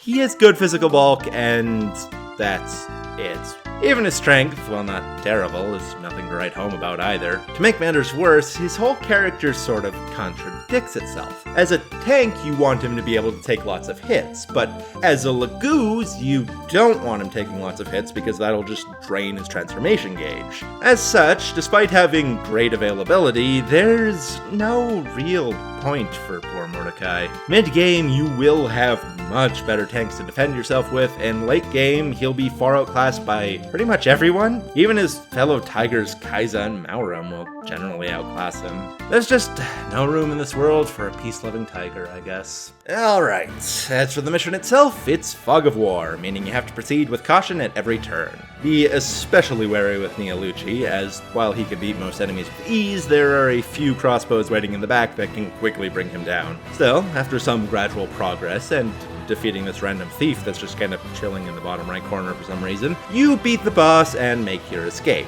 With Lucia's newly acquired proof in hand, Alencia can finally make her move. She dispatches the Royal Knights to storm Ludwig's castle. The head of the Knights, Joffrey, accepts this mission and sets off to deal with this revolution before it can escalate into anything more. This is a very interesting mission. You start off with only a handful of units, but you also have a massive army of NPCs who you can somewhat order around. And to make matters even more interesting, the NPCs themselves actually aren't that bad. I mean, they ain't great, but they can definitely pick off a large portion of the enemy forces by themselves. As such, it's up to you to decide how best to utilize them. Anyways, aside from the NPCs, we get 5 new units this time around, so let's dive into them.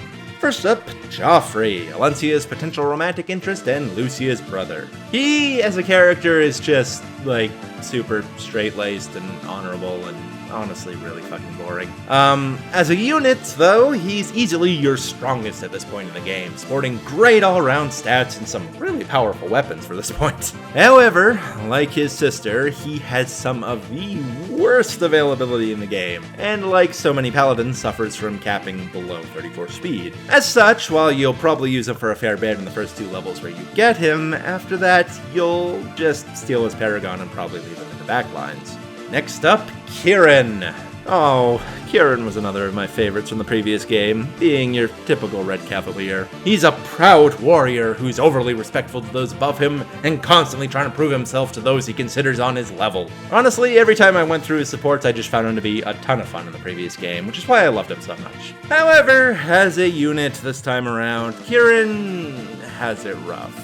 He starts off well enough, able to keep up quite well with Joffrey and the others, your second strongest unit. His availability isn't terrible, but it isn't great either, and his stats share a similar tale. So, when you do end up getting him back on your team later on, you'll just have better options.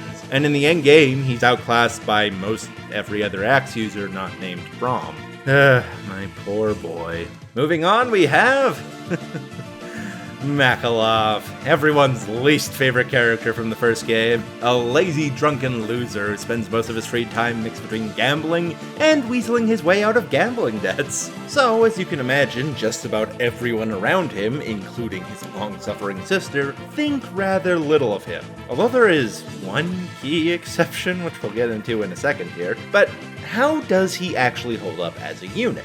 Well, Makalov is kind of weird. He's got some surprisingly good growths. I don't know how this drunk managed to get the best speed growth in the game, but there it is. But aside from that, he's much the same as Kieran. Poor availability, poor stat caps, and even starts off at a lower level, meaning he requires more investment. So, thankfully, he isn't great either. Next we have Astrid, a noble of Benyon by birth. She ran away from her home to join the army and ended up falling in love with Makalov, of all people. Now she follows him around like a lost puppy, and even though literally everyone they meet tells her she can do better, she seems to be happy for whatever reason. As a unit, Astrid isn't bad at all. She is low level to begin with, but has immediate access to the Paragon skill, doubling her EXP intake, making leveling her a fairly easy process. She is also the only other paladin, other than Fiona, capable of reaching that coveted 34 plus speed cap. So, while she can require a bit of work, she's a neat alternative to your typical archer, trading off the 1 extra range that marksmen get for the increased movement and canto of a paladin. However, she does have one downside, in that her growths are very average, and I find she's often prone to bad luck in the level up department. And because of that, she usually can't really take advantage of the perks bonus XP can provide until very late in the game. Still, if you do go through with it, she can certainly swing with the best of them come endgame. Finally, we have Danved, who, as far as I understand, is Devdan from the previous game, but for whatever reason claims he isn't. I don't know. If we had support, maybe we could have found out why that was, but I guess it'll remain a mystery. Anyways, Devdan was a bit of an oddball character in the previous game. Friendly, but a little confusing to talk to. As a unit, Devdan sits between Nefni and Aaron stat-wise, and as such ends up being probably the worst of the halberdiers. He's nowhere near as useful on these missions as Aaron is on the Dawn Brigade because he's so much slower than all the cavalry you get, nor is he as good endgame as Nefni is. He's just kind of okay, and one of those characters that's easily forgotten. Okay, on to the mission, finally. This is a fairly thin but tall level, as you run down the enemy forces before breaking into their castle.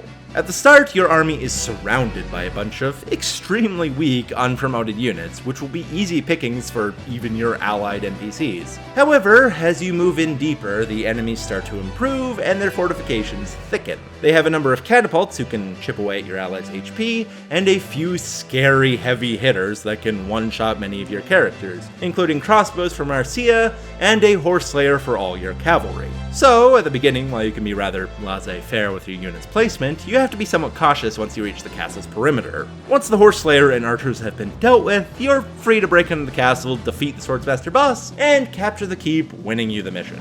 With victory in your hands, you arrest the majority of the soldiers left and storm the castle, only to find it, mostly empty. Yes, it seems Ludwig had left this force here as a distraction to bait out the Royal Knights, while he marches to attack the Queen directly. It's a strategy Lucia thought could possibly have happened, but she didn't think Ludwig would be so heartless as to use a chunk of his army as a sacrificial pawn. Still, this is a problem. We do have a contingency in plan to hide the Queen away, but with the Royal Knights so far away, she'll be relatively undefended for a time. So, Lucia makes to meet with an informant to see what info she can glean on Ludwig's movements, only to find Ludwig has already infiltrated her information network. We cut back to Valencia hiding away in a small fort, whereupon she receives a message. It's from Ludwig, demanding Valencia surrender the crown to him, and that he has her friend Lucia held captive. Valencia is troubled, but she is the queen. She's not about to hand over the crown to some dissenter. She gathers her forces and makes ready to lead them herself as they defend the keep from the massive army of Duke Ludwig. However, before the battle begins, you get a visit from an old familiar face who's come to lend a hand. It's Khalil. She, along with her husband Largo, were a pair of traveling mercenaries of sorts, who happened to get involved with the Grail mercenaries in the previous war. Nowadays, however, she and Largo have settled down, opened a small bar in Crimea together, and even adopted an adorable little child called Amy. Relationship goals is basically the name of the game when it comes to these two. Unfortunately, however, it seems like her husband has given up the berserker lifestyle, as he's not a playable character in this game. But at least we still get Khalil. As a unit, she's a fire mage, and sports very similar overall stats to that of Tormod. However, unlike Tormod, she has much better availability, though it's still not great, which generally makes her the better of the two. In fact, she might very well be the best mage in the game, though that's not a high bar to achieve. She does require a bit of investment to use, considering that she's on Valencia's team, but with that being said, I think it's well worth it. I use Khalil a whole lot, and I always am generally pretty happy with how she does. Anyways, on to the level, and boy howdy do we have a level waiting for us. Valencia's Gambit, the crowning jewel of Radiant Dawn. Quite possibly one of the greatest Fire Emblem levels ever created, and I don't say that lightly. Valencia's Gambit embodies everything I love about Radiant Dawn. At the heart of it all, the thing that keeps bringing me back to this game again and again is the challenge. No other Fire Emblem has challenged me in the same way that Radiant Dawn has. There are Fire Emblems which are harder, don't get me wrong, but they are often the frustrating kind of harder. That forces you to play the let's move our entire party one square at a time and bait the enemy into us game. Radiant Dawn doesn't do that. Well, not as hard. I mean, that's always going to be part of it, but you never feel like the enemy units are just so much fundamentally better than yours that your only recourse is to play like a scared little bitch. You have to play smart, but you can do wacky things as well. The fact that I can play this game and still feel challenged when using the best units, while not feeling like I'm just shooting myself in the foot by training up worse units like Fiona, is something that, frankly, no other Fire Emblem has ever been able to replicate, at least for me. And so that brings us to Valencia's Gambit, a defensive level full of so many moving pieces and little intricacies that even having played it so many times before, I can still get caught off guard. You've got a massive army of soldiers advancing on you from all sides, and so many different things to take care of. First goal, plug the holes. There are basically only two entrances into the castle on the left and the right, and your job is to plug them as quickly as possible. Unfortunately, there are already a number of enemies that have made it past these choke points, meaning you need to clear them out on top of getting those holes plugged. Have Valencia, Marcia, and the rest work on killing as many units as possible, while you try and get Braum and Har into positions blocking off the two choke points. Once that's achieved, the left side is basically taken care of. Braum can survive there indefinitely, and you can also leave a character like Khalil to rack up free kills on the pathetic enemies trying to make their way up the stairs. But the right side still has a lot of work to do. There's a ton of armor knights cluttering it up, which take quite a while to cut through, even with all your forces now concentrating on them. Eventually though, you'll be able to reach the next choke point, only to find that this one is quite a bit more precarious. Now you're within range of where all the enemy reinforcements are pouring out of. As good as a unit Har is, you're going to start encountering a fair number of Thunder Mages at this point, which makes him far less reliable as a defensive check. Not to mention all the archers Alencia and Marcia can't get too close to.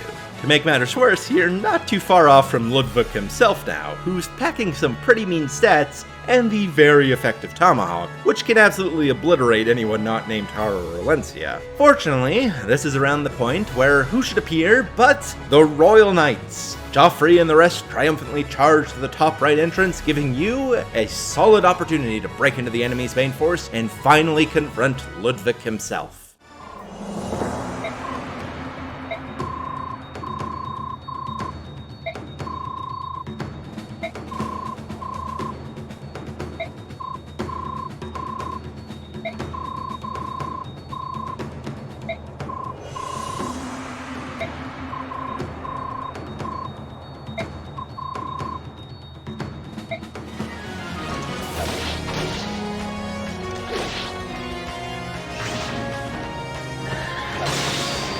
And thus, Ludwig is defeated. However, the true battle is not yet over. While the enemy Duke's forces have been devastated, there are still a few yet loyal to him. And they have Lucia as a hostage. A small squad appears outside the castle gates, threatening to execute Lucia unless Alencia cedes the throne to Ludwig. Alencia is left with the most difficult decision of her life. Can she really abandon the girl she grew up with, the woman who gave her her entire life, her closest friend in the entire world? But, in truth, there is no decision, is there? It was her inability to take a hard line, her wishy-washy leadership, that led to this civil war in the first place. For once, Alencia needs to behave not like the princess she once was, but as the true queen of the Crimean people. And so, she chooses the only possible choice she could take.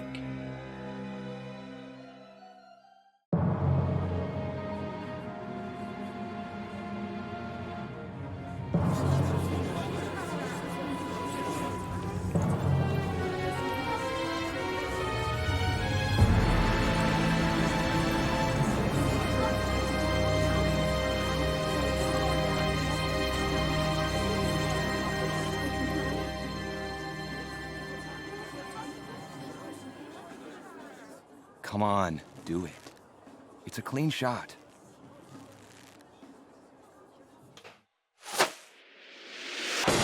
Oh yeah! It's after! Stone Cold! Stone Cold! For God's sakes! Stone Cold is back! He's gonna be in jail! Yes, the Grail mercenaries appear out of nowhere, and even speaking as someone who's not the hugest fan of the Grail mercenaries, this is a pretty cool scene. The queen drops to her knees in disbelief, thanking the heavens for their intervention. Her friend Lucia is saved.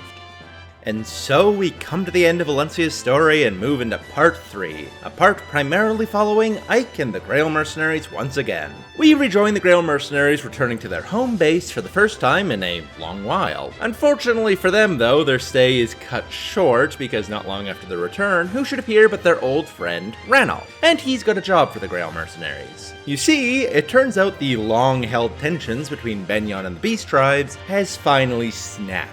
Apparently, news that the massacre of the Herons was entirely orchestrated by the Senate of Benyon has finally reached the Lagoo's ears. This was a big plot point from the previous game, but basically, in the past, the Senate pretended that the death of the previous Empress was orchestrated by the Herons, which caused the Benyon people to fly into a rage and burn down the Herons' forest, killing most of them.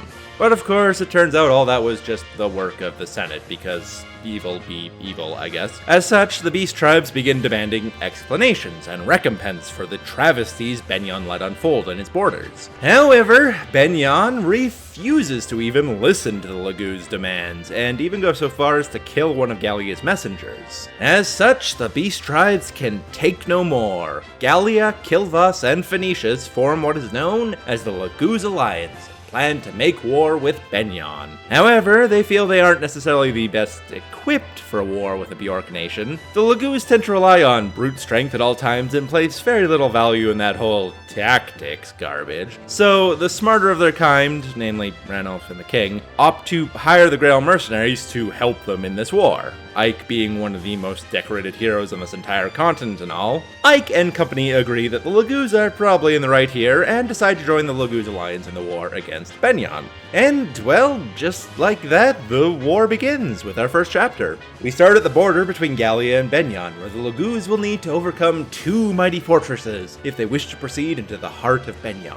Leading the Lagoos army, we don't actually have the Lion King Cain Haggis. He stays back to watch over his nation. Instead, we get his nephew, Scrimmer, a hot-headed but young lion looking for every opportunity to prove his battle prowess. Much of the early war will be about trying to stop Scrimmer from running headfirst into a losing battle. Anyways, on to the first battle, which will be a fairly straightforward operation. The Lagoos will use their impressive numbers to assault the enemy stronghold, while the Grail mercenaries work around the back, taking out any range support Benyon might have in order to minimize Lagoo's casualties. And so we get to reconnect with the Grail mercenaries, which means I have to introduce far more characters than on any of the other routes, so let's get through this as quickly as we can, shall we? First up, Ike, potentially the most well-known and popular Fire Emblem character ever. The young upstart protagonist from Path of Radiance, who's certainly been hitting the gym in between games. I want to become an absolute unit. Anyways, Ike has always been an interesting character due to his place in the greater Fire Emblem series. Rather than your typical lordling crying because some big bad stole their birthright, Ike was just a commoner who got given the mantle of protagonist not because he was born into it, but because he earned it. Although I've always felt that message got undermined somewhat, considering Ike only becomes the leader of the Grail mercenaries because his dad died and said he was in charge now. But that's more Grail's fault than anything, terrible human being that he is. So despite that early hiccup, Ike really does earn his place because, well, he's the only one capable of seeing other people, be they Bjork or Lagoos, noble or commoner, as the equals that they actually are.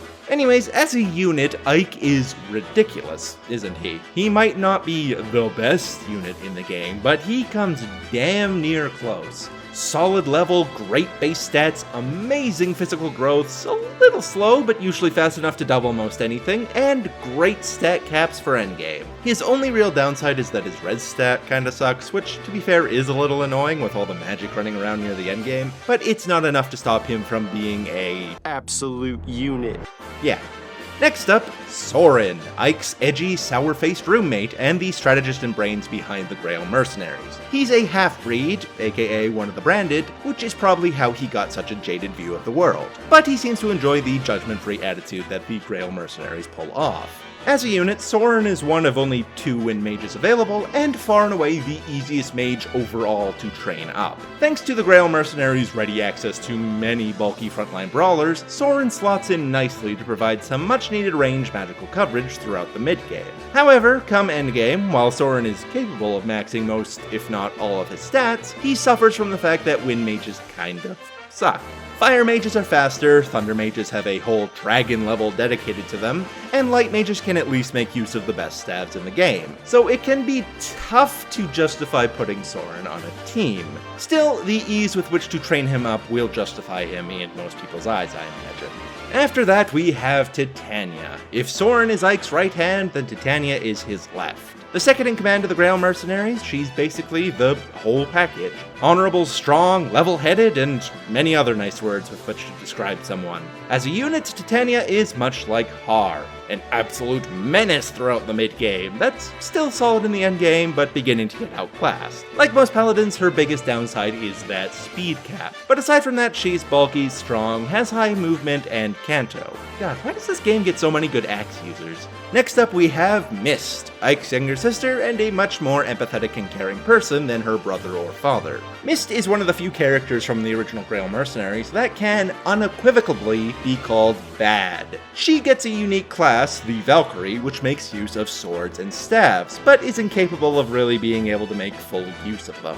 Despite what the flavor text of her Flore says, there are no magic-based swords in this game, meaning for damage she has to rely on her absolutely worthless strength stat. Not only is its growth terrible, but it also caps at a measly 25, making Heather's 28 look monstrous in comparison. While she can certainly provide use as a healer throughout the Ike chapters, when you do band together at the end, you will have far better options for the role. Moving on, we have Shinon, the racist asshole of the group. He hangs out with the Grail Mercenaries because It's not like I like you or anything, baka! as a unit, Shinon is incredible. He's maybe not quite as good as the likes of Ike and Titania early on, due to the weaknesses inherent in bows, but he's still extremely solid, and come endgame, marksmen become absolute fucking menaces. Not only does he get an extra range on all his attacks, allowing him to rain death down in a massive area, he also gets access to the literal best weapon in the game, the double bow. And of course, absolutely amazing base stats and growths always help. He's just a very good unit. After that, we have Gatry, a generally outgoing, if thick-headed guy, who will go out of his way to hit on anything that happens to have been born with two X chromosomes. I don't know what they were feeding Gatry in between games, but his growths are actually absurd. The worst thing you can say about him is his luck is kind of average, and when that's the worst, you know you've got it good. When Gatry starts off, he'll just be solid, nothing too crazy yet, but if you let him continue, he will become a menace for a large majority of the game. But, of course, you know the drill at this point. Armor Knights just have pretty shitty stat caps. Low move, low speed, high bulk not being nearly as effective anymore. These are all things that make a character weaker in the endgame. So ultimately, Gatry gets to join his friends Titania and Soren in the good but not great category. Moving right along, Milla, the newest addition to the Grail Mercenaries. A plucky, upbeat swordswoman always looking for an opportunity to prove herself. She's our fourth True Blade candidate and certainly decent enough for the job. However, compared to her fellow Grail Mercenaries, she's a little on the weak side early on. Now, it certainly isn't hard to train her up to a point where she's no longer like that, but considering both how many Swordsmasters you can choose from and all the great units that the Grail Mercenaries already has access to, it can be very easy to cut Milla from the team. But if you do particularly like her character, she is as solid as they come. Next up we have Reese, the hemophobic healer, the faint-hearted but earnest medic of the Grail Mercenaries. As a unit, Reese is so freaking boring.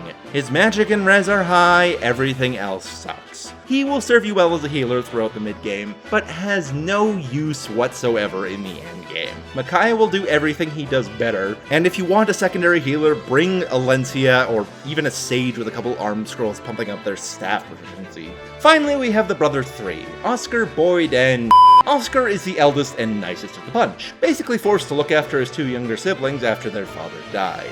He has something of a motherly personality, for lack of a better term, and outside of battle will often prepare the meals for the Grail Mercenaries. As a unit, Oscar is very similar to Titania, though just a bit worse in all areas. He's good mid-game, decent but outclassed in the endgame. Never bad by any means, but never great either. Boyd's next, the hot-headed middle child, always looking to prove his strength. He sort of saw himself as Ike's rival in the previous game, though that aspect appears to have been toned down a bit in this one. As a unit, Boyd is one of two warriors, and extremely solid. Come the endgame, Reavers are very good units, sporting the highest strength of all Bjork, as well as very solid speed stats. And while I would say that Nolan slightly edges Boyd out in most areas, it's really not by much, and Boyd can be an amazing endgame unit all his own. And so at last we come to the sole remaining member of the Grail Mercenaries. I fear no man, but that thing, it scares me. The Benyon Church. It talks of a goddess of order, a goddess of light, one representing the best characteristics of humanity. But they never talk about the other side of that coin, do they? The darkness lingering in a man's soul. The twisted, evil compulsions that humanity tries to hide away. You speak of a goddess. Well, I've seen the devil, and he wears shorts.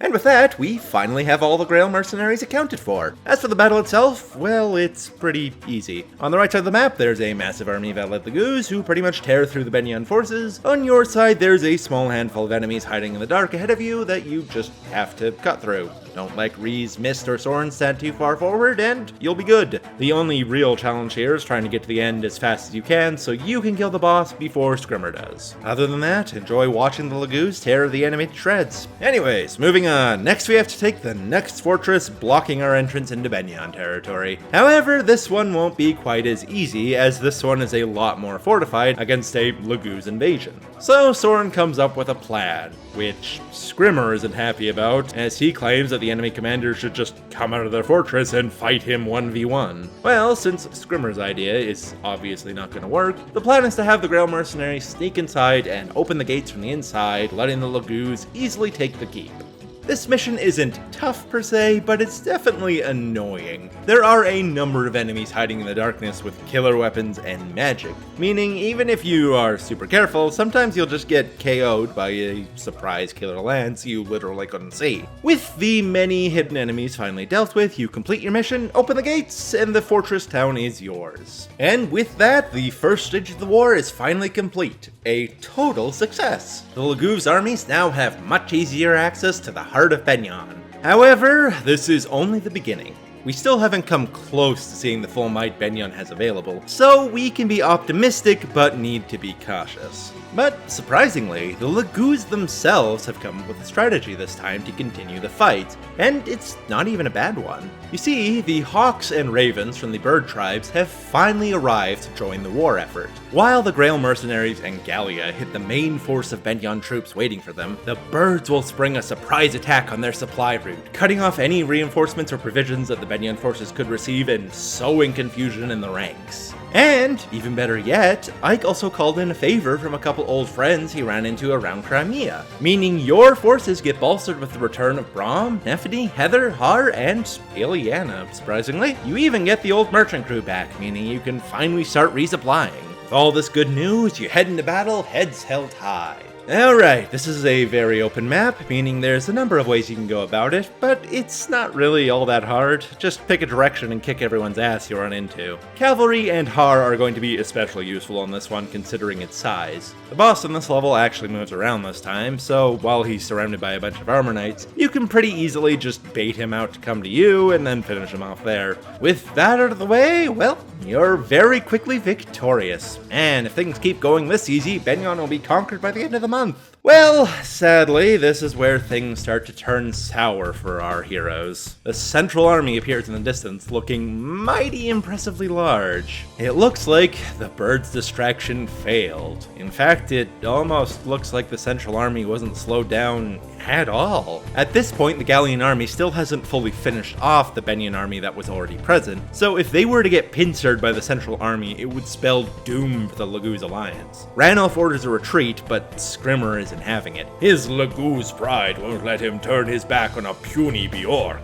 As such, Ranulf, seeing no other option, chooses to fight Scrimmer, which he promptly loses. However, he does mildly injure Scrimmer, and the gesture is significant enough that Scrimmer finally relents, and the retreat is ordered. Well, things just went from good to bad. So far, the big reason why the Lagoos have been having such an easy time with Benyon is because the enemy forces have been led by senators who prioritize their own status over decent battle tactics. Man, does this game hate the term senators. It's like I'm watching a freaking Star Wars prequel. Anyways, all that is about to change though, because with the Central Army connecting up with their forces in the area, they now have a much more competent commander leading them. General Zelgius, a character Ike met in the previous game, a strong warrior with unbreakable convictions. So things things are gonna be tough from here on out. To make matters worse, soon Tabarn, the leader of the Hawks, appears with little more than a handful of Hawk soldiers. A lot of them look really beat up, and it's not long before you learn the reason why. It looks like the Ravens betrayed us. Again. They did this in the last war, and they're doing it again. Anyways, that's why the distraction attempt failed so miserably, because the Ravens were working for Benyon this time. Still, the Hawks, while few in number, aren't completely finished yet, and are all the more motivated to defeat Benyon once and for all. So it's time for a new plan.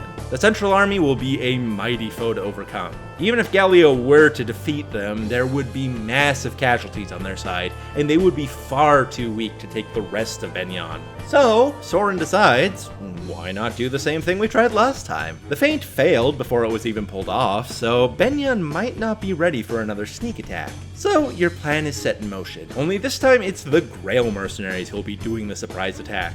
A couple Hawks carry your group deep into enemy territory and into a large supply camp, where only a small number of guards stand lookout, and a bunch of senators are peacefully watching the war unfold from the safety of their tents. On the other end, though, a battle on a massive scale is starting to break out, where cats and hawks clash with Benyon steel. Can I just say, I love this scene. I love watching tigers clash into generals and soldiers, while hawks and Draco Knights duke it out in the sky. It's everything I love about Fire Emblem. It's just so cool. Anyways, back to our group, going through a much less visually interesting section as we invade the supply camp. Your goal here is to light a number of crates on fire, chase away some senators, and release a bunch of their horses. Just, cause some general mayhem. It's fairly straightforward due to the map's layout, but can be a little tricky. The first big obstacle is the senators themselves. After a couple of turns, a pair of them will appear from their tents, unarmed but holding something valuable. They will promptly start running for the hills, and technically speaking, you can just kill them. However, if you do that, the game will punish you by having a couple more enemies appear in later levels if you do. But that being said, that's hardly a real punishment. That just means more XP for your guys, right? Still, you are a good guy, so I like to let them live. But that means you have to be quick with Heather so you can steal their valuables. Thankfully, her handy pass skill will come in super useful in this map. After the items have been stolen, it's a simple matter of moving up, defeating everyone you come across, and setting all the crates on fire. Near the top, there are a bunch of generals, as well as some dark mages, and a longbowman who can hit fairly hard. So be somewhat cautious. Otherwise, clear all the enemies, light the last couple supplies, and you are done. Mission complete. We cut back to Zelgius, who had been in the midst of a duel with Ranulf. However, before it can finish, he is interrupted by Tabarn, who promptly informs him that his backline is in trouble. Sure enough, a messenger arrives quickly after, informing Zelgius he needs to retreat and defend the poor senators being attacked. Zelgius commends your choice in tactics and signals a full retreat, meaning the Laguz Alliance has won yet another victory. So, things are looking good for the Laguz. They've kept casualties to a minimum and pushed very far into Benyon territory. However, Soren thinks now is the time to call for peace. We have the upper hand right now when it comes to negotiations. However, were we to keep marching, things could very quickly turn against us. But the Laguz refuse the idea. Not that Ranulf and Tabarn can't see the logic behind it, just they know that their army would never accept such a petty victory and want to make those senators pay for everything they did. So, Soren attempts to come up with a new plan. However, before he can, the enemy comes up with something of their own, and it's not good news for us. While you're in the middle of trying to set something up, General Zelgius and a small contingent of soldiers appear near Scrimmer's army, and General Zelgius himself demands to face Scrimmer alone in one-on-one combat to decide the fate of the war, of which Scrimmer is only too happy to accept. This is bad news though. Zelgius is a total raid boss, and Scrimmer does not know what he's getting into, so a rescue effort must be mounted. Ike, along with some Laguz and the Grail mercenaries, must scale the mountain to where Scrimmer is having his duel, and hopefully stop him before it's too late. And so, for the first time in a fair while, we actually get some new characters. First up, Ranulf, the sort of snarky but very level-headed cat and high-ranking member of the Gallian army. He's also very close friends with Ike, going so far as to be one of the only characters to get an actual ending with him. Ranulf is, simply, the best cat in the game. While his growths vary between poor and average, he's got just really good base stats, so he only needs a couple extra points to reach his endgame potential. Cats themselves are very solid endgame units, having great speed, solid attack, and a ton of movement, so go nuts with him if that's your kind of thing. After that, you have two new faces, Kai'Sa and Lyre. Kai'Sa being a straight-laced by-the-book sort of tiger, and Lyre being Leth's defiant little catty sister, who's apparently got a crush on Ranulf. Together they are sort of the Est archetype of the Lagoos, underleveled for the time but with better growth than their fellow Lagoos. However, there is a bit of a problem with that, because Lagoos naturally gain less EXP than your average Bjork. As such, it takes quite a while for them to actually reach any sort of decent fighting form, especially when you add the whole Lagoos transformation gauge into the equation. So they're a little awkward to consider for endgame. Kai'Sa is particularly bad because tigers just aren't very good even when fully leveled, and even then he's generally outclassed by Maurum. Lyre at the very least is competent if you put in the effort and will usually turn out better than her sister. Just know that Ranulf will probably be just as good and require a heck of a lot less effort. Right, so on to the mission. This is a bit of an odd one. There are a number of generic cats and tigers milling about the mountain, and you've got to scramble your way up to the top and get Ike and Ranulf into position to save Scrimmer. There's a bunch of ballista, mages, and archers sitting at the tops of the cliffs on this mission, and cavalry literally can't reach the end, so have very limited usefulness on this map. There's two paths up, one more roundabout and flat, and the other more direct but with climbing. Fight your way through the magic and arrow fire, watch out this guy with the Worm Slayer doesn't take out Har, and finally make it to the top. There, after taking out the duo generals blocking your path, you can finally arrive and complete the mission. Unfortunately for you though, you weren't quite fast enough. You arrive just in time to watch as Scrimmer is single-handedly brought down by General Zelgius. True to his word, he had fought in an honorable 1v1 and had emerged victorious. What's more, he even saw fit to spare Scrimmer's life, only wounding him, something that Lagoos can easily heal off. Still, this is bad news for us. The tides of war have shifted. The Gallians have lost. General Zelgius offers you 3 days' time to come forward with a peace proposal. A proposal where Benyon has all the cards. If you fail to comply, then the might of Benyon will come down upon the entirety of the Lagoos Alliance, and their army will be wiped out. And so, you and the rest of the Gallian army are forced into a full retreat.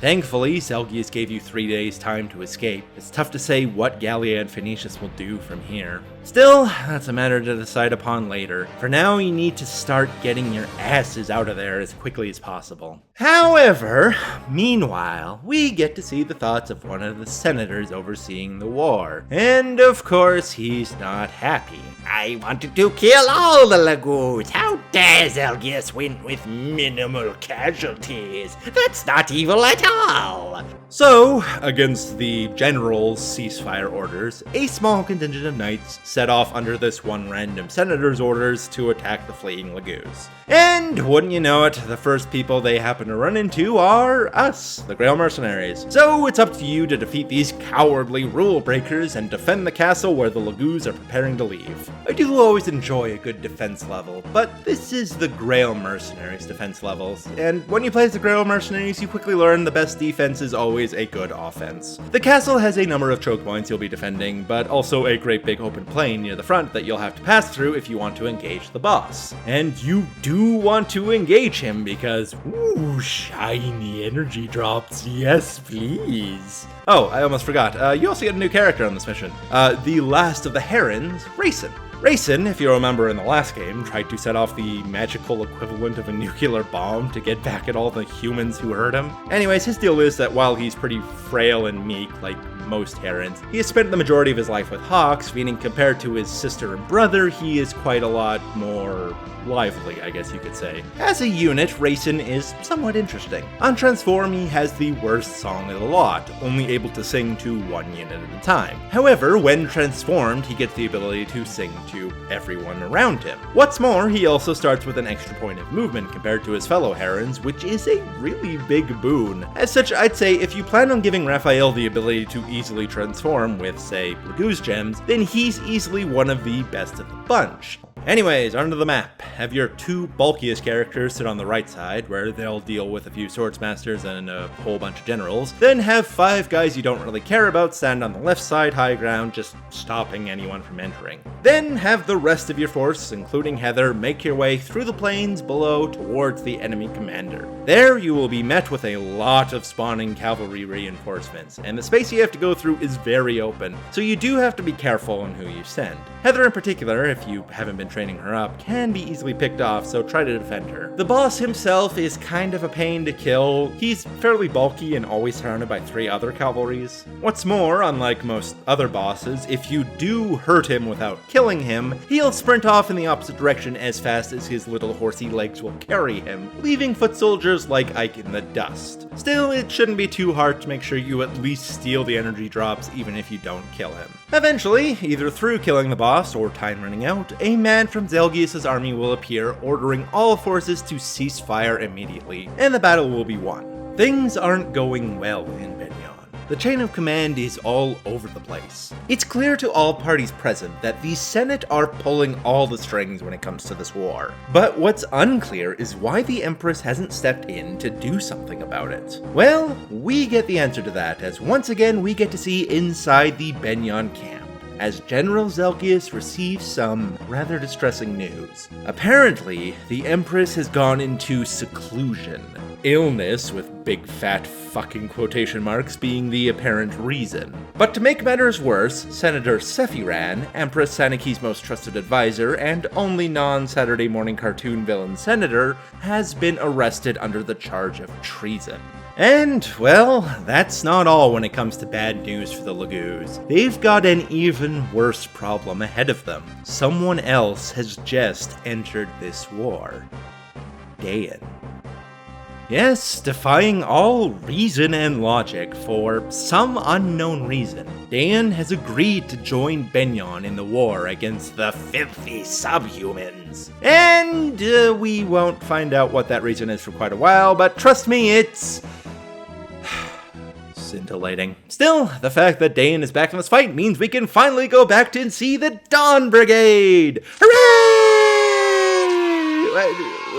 What? Nobody wanted to go back to the Dawn Brigade? You all preferred the Grail Mercenaries? Well, actually, personally, I'm rather happy to be back with the Dawn Brigade. I mean, they're a bunch of little losers, but they're my little losers. Anyways, this map is somewhat terrifying on the first playthrough, but a little bit more accessible when you know what's going on. The filthy subhumans are marching across a big, wide river, and you're using that fact that they have no idea you're here to launch a surprise attack on them. You got a couple NPCs to help you out, who I just found out on normal mode are surprisingly decent, but on hard mode will serve little more than being meat shields for 1 and 2 turns. Other than that, it's you versus a horde of angry cats. The basic cats themselves are pretty weak, most of your bulkier units should be able to struggle them off, but the tigers are absolutely terrifying. As such, you have to play the choke point game. Fortunately for you, however, while the map looks very wide open and easy to get surrounded, in reality, the river itself severely hampers enemy movement, meaning they'll only really be able to come at you from 2 angles. If you're using Fiona like I am, you're probably going to have to be content sitting on your starting island, but if you're not, then you can try pushing forward across the grassy river bridge to your right. Just be careful when walking onto the enemy islands, because that's where you can actually get surrounded and promptly finish off by a barrage of ferocious tiger attacks. Also, partway through the level, the Dark Knight will show up randomly, and of course, if you feel like it, he can literally solo the rest of the mission. But, of course, you are not going to do that, so just camp his ass in the back line next to Laura and continue your Lagoos killing spree. Eventually, you'll kill the required number of Lagoos, and the map will be yours. Anyways, after that short little stint with Micaiah, where we basically just see that both her and Sothe are just as confused as we are on why the fuck Dayan is in this war, we're right back to the Grail Mercenaries. They're getting a little worried. The Dayan numbers weren't many, but they were very motivated. It looks like the supposed Maiden of Dawn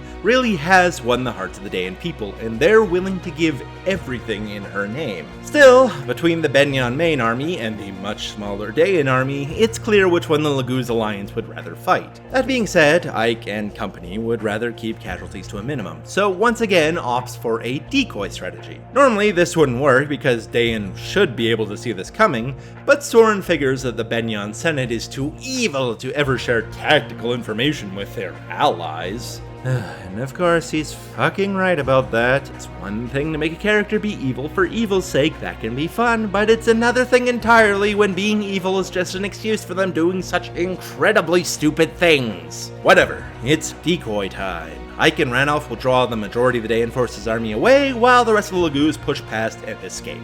This is a very interesting map for a number of reasons. Gameplay-wise, it is very simple. You just need to survive for 12 turns. Technically, you don't even have to advance on the enemy, you just need to survive for so many turns. But there are a couple reasons to move in despite that. For one, you can recruit a couple characters here if you feel so inclined. Namely, you can get either Zhark or Jill to swap sides if you meet a couple conditions and talk to them with the right people. Personally, I'd advise against this, as Ike's crew is already rolling in ridiculous mid-game units, while the Dawn Brigade is going to need all the help it can get. This is also the map where you can fulfill the first condition necessary to unlock this game's secret endgame character. However, that requires you to be on New Game Plus, so I can't really show it off. But if you get Ike to fight the Black Knight on this map, then have both of them survive, you will have fulfilled the first condition for that. I believe you can also get a secret ending for Soren if you have him fight Micaiah, but I've never bothered doing that. Anyways, on to the level itself. We get 2 new units this time around, the Hawks, Janeth, and Ulki. They are Tabarn's retainers and follow his every command to a fault. One is gifted with amazing eyesight, while the other amazing hearing.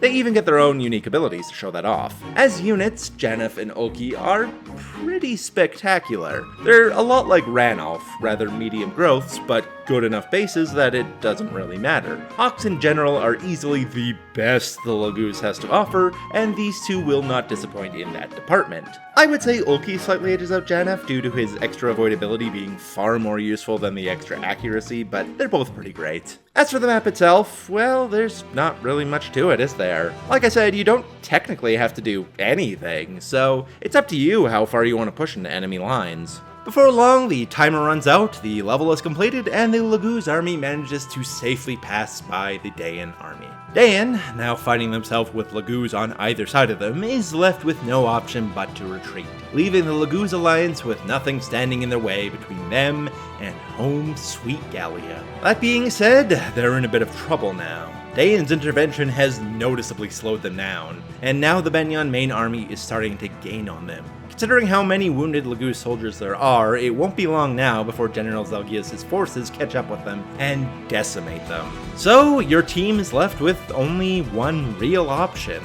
Escape into the volcanic series of caves that sits in the middle of Gallia, Benyon, and Goldoa. It's a truly horrific place full of deadly lava and unpredictable brimstone rain. In any other situation, it would be a death sentence for an army this size. But when put between a rock and a hard place, the Lagoos Alliance is forced to go with the less predictable option. And sure enough, initially it works. Zalgias calls back his troops, figuring it would be severely unwise to enter the lava caves with such a large army. However, time for an evil gay stereotype to rear his ugly head. A senator by the name Valtome arrives to take command of the Benyon forces, and being the evil but stupid that all these damn senators end up being, he orders a contingent of men be sent into the caves to finish off the Lagoos. Zalgias is against it, calling it a literal suicide mission, but being a proper knight, never disobeys a direct order from one above him, and sends in a small force to chase down the Lagoos. Still, it is a pretty small force and not particularly motivated, so the ground mercenaries decide to handle it single-handedly while the Lagoos search for an exit from the Death Caves. Despite what the game tells you, the raining brimstone in this cave is actually super predictable. It will only ever strike the darkened bits of ground, so yeah, you can totally abuse the crap out of it. If a unit starts the turn standing on said floor, they will take 10 damage, so avoid that where you can and it'll be a pretty easy level. Move your way down the map until you've wiped everyone out, and you are victorious. As you defeat the last soldier pursuing you, Scrimmer shows up with good news. He's discovered an exit out of the caves. You quickly make your way to the exit, greet the fresh air outside, only to find out you haven't actually come out in Gallia. You are in Goldoa, the land of the neutral dragons, friend to no one, solitary in everything. A couple dragon soldiers quickly spot you, and you are brought before the king of all dragons, the mighty King Degencia. Digensi? Ugh, I already know that there's going to be a couple names in this game that I utterly butcher, so sorry for that. Anyways, Digensia is not pleased with your trespassing upon his land and orders you return to the caves from whence you came. You plead with him, as that would be a certain death sentence, but the Dragon King will not budge on the matter. You must leave now, or the dragons themselves will personally wipe you out. However, before tensions can rise, a pair of familiar faces appear. The dragons from the previous game, Enna and Nasir. The two of them beg the Dragon King to allow them to instead leave through the Gallian border rather than through the caves they came through. They claim that the Heron Prince Racin is amongst our ranks, and the dragons apparently owe a debt to the Herons. So, after some consideration, Digensia finally relents and allows you to leave instead through the much safer Goldoa Gallia border. Not looking to stick around any longer than is necessary, the army quickly makes its way there. Ike and crew say their thanks to Nasir and Enna for their help, before finally returning home, safe at last. But before we can get into that, it's time to shift to a different group once again. This time we're going back to Queen Alencia and the Royal Knights of Crimea. So, since Benyon gave up the chase of the Laguz through the caves, they've instead moved on to marching on Gallia proper. However, there are quite a number of mountains blocking the direct border between the two nations, and Benyon's not ready to start a war with Goldoa yet either. So, Valtome, being the paragon of insight that he is, orders Benyon to march through Crimean territory, which will bring them eventually to the much easier to access border between Crimea and Gallia. As such, Queen Alencia is put in a bit of a tricky position. You see, Crimea is allied with both Gallia and Benyon at this point, and has remained neutral on the matter since it doesn't really want to upset either one of its allies. However, now Benyon is marching through their territory, and what's more, they've started plundering villages for food.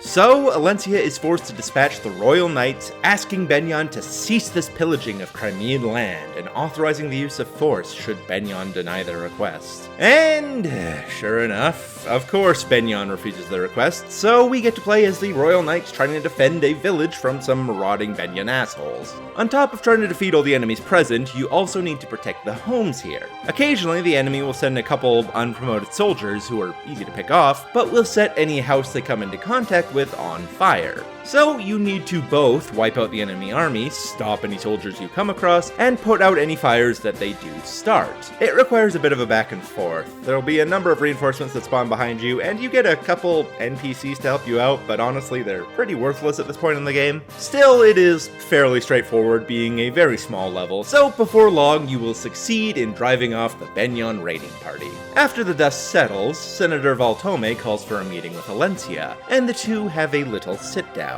As you might expect, Valtome is about as subtle as a brick to the face, and basically says he'll see Alencia disposed once the subhuman filth are dealt with. Zalgius, on the other hand, apologizes to Alencia and says that he'll refrain from this point forward from letting his army levy supplies from Crimea. However, he claims that the Benyon army will still be marching through Crimea, regardless of their wishes, and should the Gallian army meet them here, they will do battle with them on Crimean soil. This is worrying news for Alencia. Above all else, she wants to avoid bloodshed on Crimean soil, so it's unclear right now what exactly she should do. However, that's not our concern right now, as we're going back again to the Grail Mercenaries. Now safely in Gallia, news that Benyon forces are marching through Crimea has reached their ears. The group gathered are upset that Crimea would allow this to happen, but at the same time realize there's very little Crimea can actually do about it, and they're at least thankful that Crimea hasn't openly sided with Benyon. Still, it's not like Gallia is just gonna sit back and let Benyon march freely into its borders and attack its people.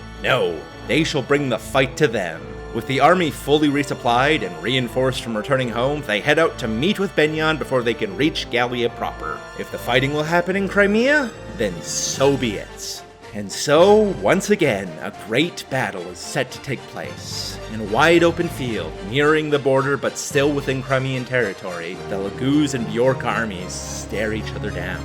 However, before any fighting can happen, who should appear but the Crimean military? Not particularly massive in size, but still definitely noticeable, the two armies are stunned at their appearance. Unclear what their purpose here is, the two wait as Queen Alencia herself makes a stand in the center of the battlefield. Petitioning both armies, Alencia turns and pleads with both Tabarn and Zelgius. Please, stop this senseless fighting here and now. Her pleas fall on deaf ears, though. Both Benyon and the Laguz refuse to budge an inch. This fight is happening whether Crimea wants it or not. And so, in an act of symbolic defiance, Alencia drops her sword to the ground, showing her and the people of Crimea's stance on the matter. They will take no side, but will stand firm in their wish for no blood to be shed on their fair country. Tabarn is noticeably impressed by this. A Bjork who would drop her weapon when surrounded by warriors on all sides. He and Scrimmer both agree that takes a lot of guts, and they're in no position to attack an unarmed woman. And so, the armies of Gallia agree to withdraw, at least for now. Zelgius too is impressed by the young queen's bravado and orders that Benyon too turn tail and look to continue this war elsewhere, honoring the queen's wishes. However, of course, evil McEvilface Valtome is still around, and he orders that the soldiers of Benyon kill Queen Alencia.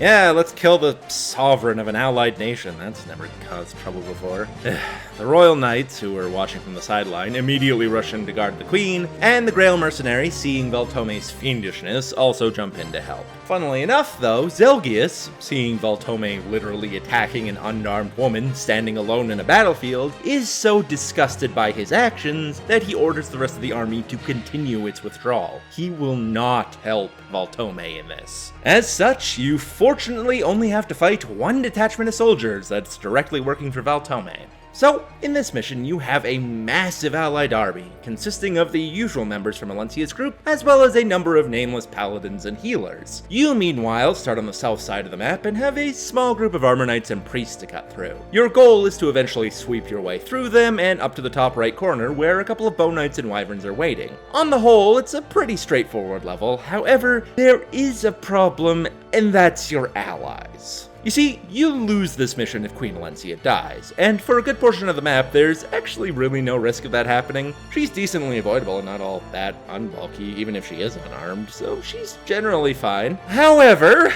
should the Crimean army clean up the soldiers that are harassing them, they will pull a little maneuver that I like to call the Joffrey Suicide Charge. So, the way that the AI works in this battle in particular is Joffrey will take his turn, usually attacking anyone close enough to him. Then, Alencia will follow him and stand right next to him. Then, the rest of the army will go to great lengths to form a nice little diamond around Alencia, blocking her from any potential harm. The problem here comes from when there are no enemies for Joffrey to attack. Because in that situation, for whatever reason, he'll decide, fuck it, and charge straight towards the enemy commander. The enemy archer commander, I'll add. After which, Alencia will dutifully follow, and the rest of the knights will scramble to protect her. However, seeing as Joffrey and Alencia are mounted with tons of movement, and some of her guards are just foot soldiers like Lucia and Danved, there will inevitably be chinks in the meat shield armor surrounding her. And as such, due to Joffrey's suicide charge, she will often come dangerously close to in range of the enemy archers, who can very easily finish her off in one hit. As such, I suggest you try to leave as many enemies as possible for the Crimean army to deal with, while you try to reach the enemy commander as quickly as you possibly can. Eventually, the number will fall, and Valtome will be forced to retreat, bitterly cursing Zelgius' name for not coming to his aid. And sure enough, he is so pissed by Zelgius' betrayal that he orders his immediate execution.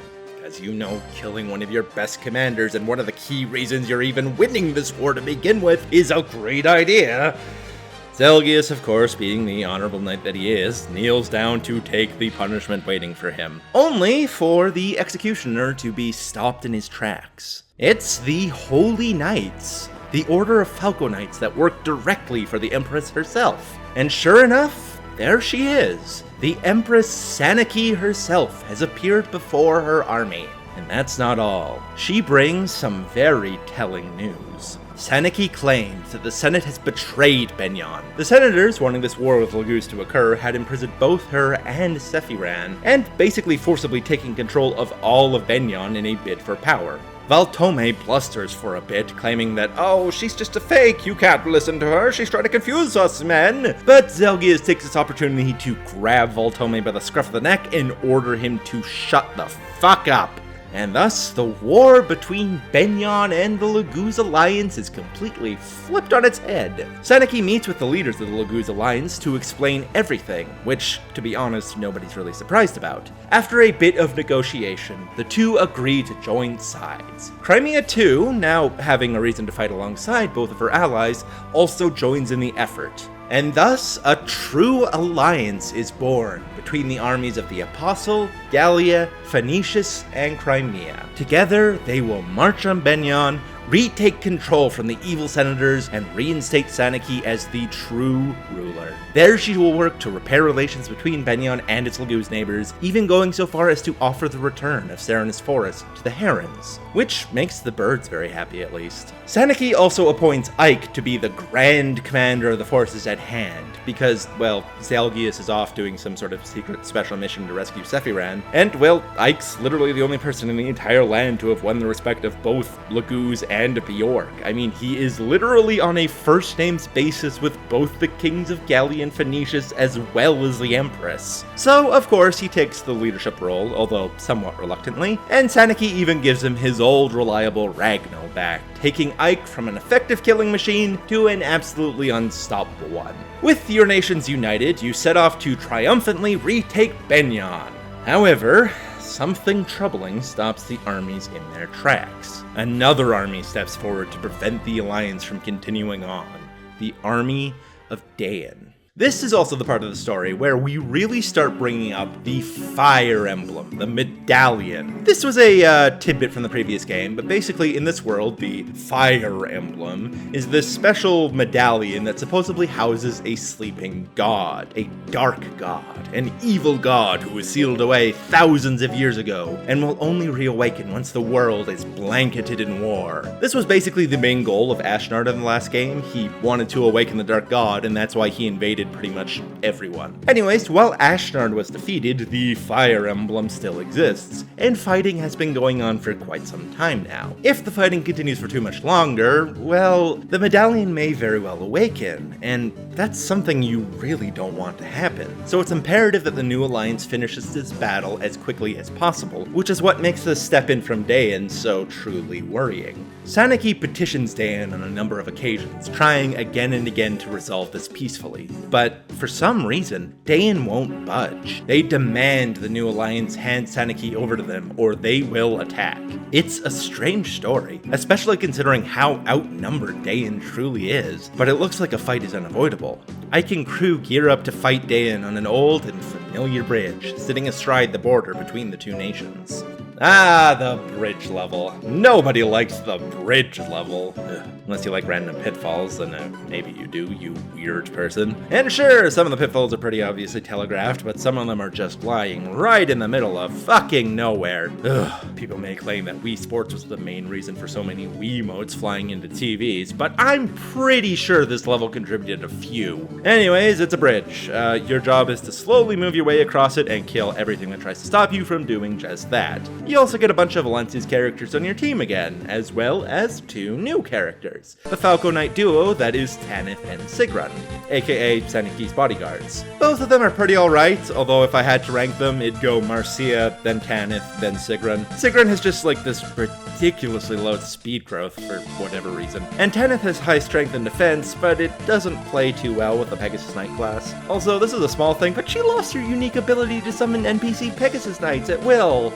Still, if you do train them up, they'll both do fine. They both have decent enough base stats that they're not going to let you down. Just, expect to use a fair amount of bonus XP to save Sigrun's flailing speed. And with that, we return to the bridge. So, Tabarn and a couple of Hawks show up to act as NPCs along with Leanne to give you some Heron support. That being said, it is a cardinal sin to use a Laguz King, even as a yellow NPC, so order him to go stand in the timeout corner. Eventually, after the many pitfalls and dodging all the rocks being flung at you, you will finally reach the end of the bridge and defeat the commander. As such, Seneki, Ike, and the rest of the group march onwards into Daein territory. And so, once more, we must return to the Dawn Brigade and see what's up. It turns out Micaiah passed out on the battlefield and was quickly rushed back to the capital to be nursed back to health. It seems this war has run her ragged, and the stress and expectations being heaped upon her are finally catching up with her. Peleus visits her room to see how she's doing, asking when she might be capable of returning to the battlefield to deal with this Lagoo's menace. Soth is furious at this claim and harshly berates Peleus for forcing them into this pointless conflict. Finally having enough of it, Soth claims that he's taking Micaiah away from all this. If the Lagoos don't kill her at this point, the stress certainly will. However, before he can move, Peleus suddenly drops to his knees and begs Soth to reconsider. Please, please don't take Micaiah away. If she leaves, all of Dayan will be doomed. Micaiah wakes up at this point and asks to hear an explanation of what the heck Peleus is talking about. And so, Peleus explains the reason why Dayan has opted to join the war. Hey, Writer 1, I was wondering if I could ask you something. Yeah, what is it, Writer 2? Well, we're just about to reach that point in our story where we explain why exactly Dayan took part in this war, but you never really told us what the reason for that is, so I was just wondering if you could maybe elaborate or something?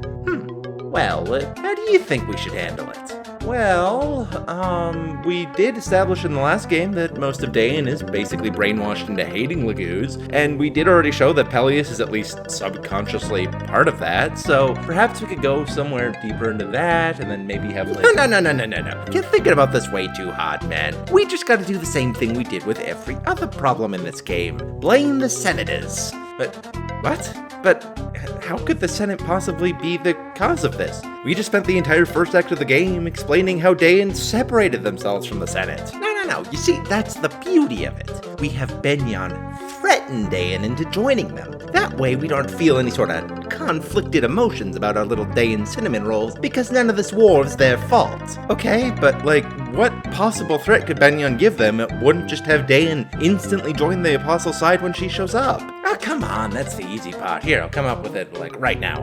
What if we make it so that they sign, a contract, but like a magical contract?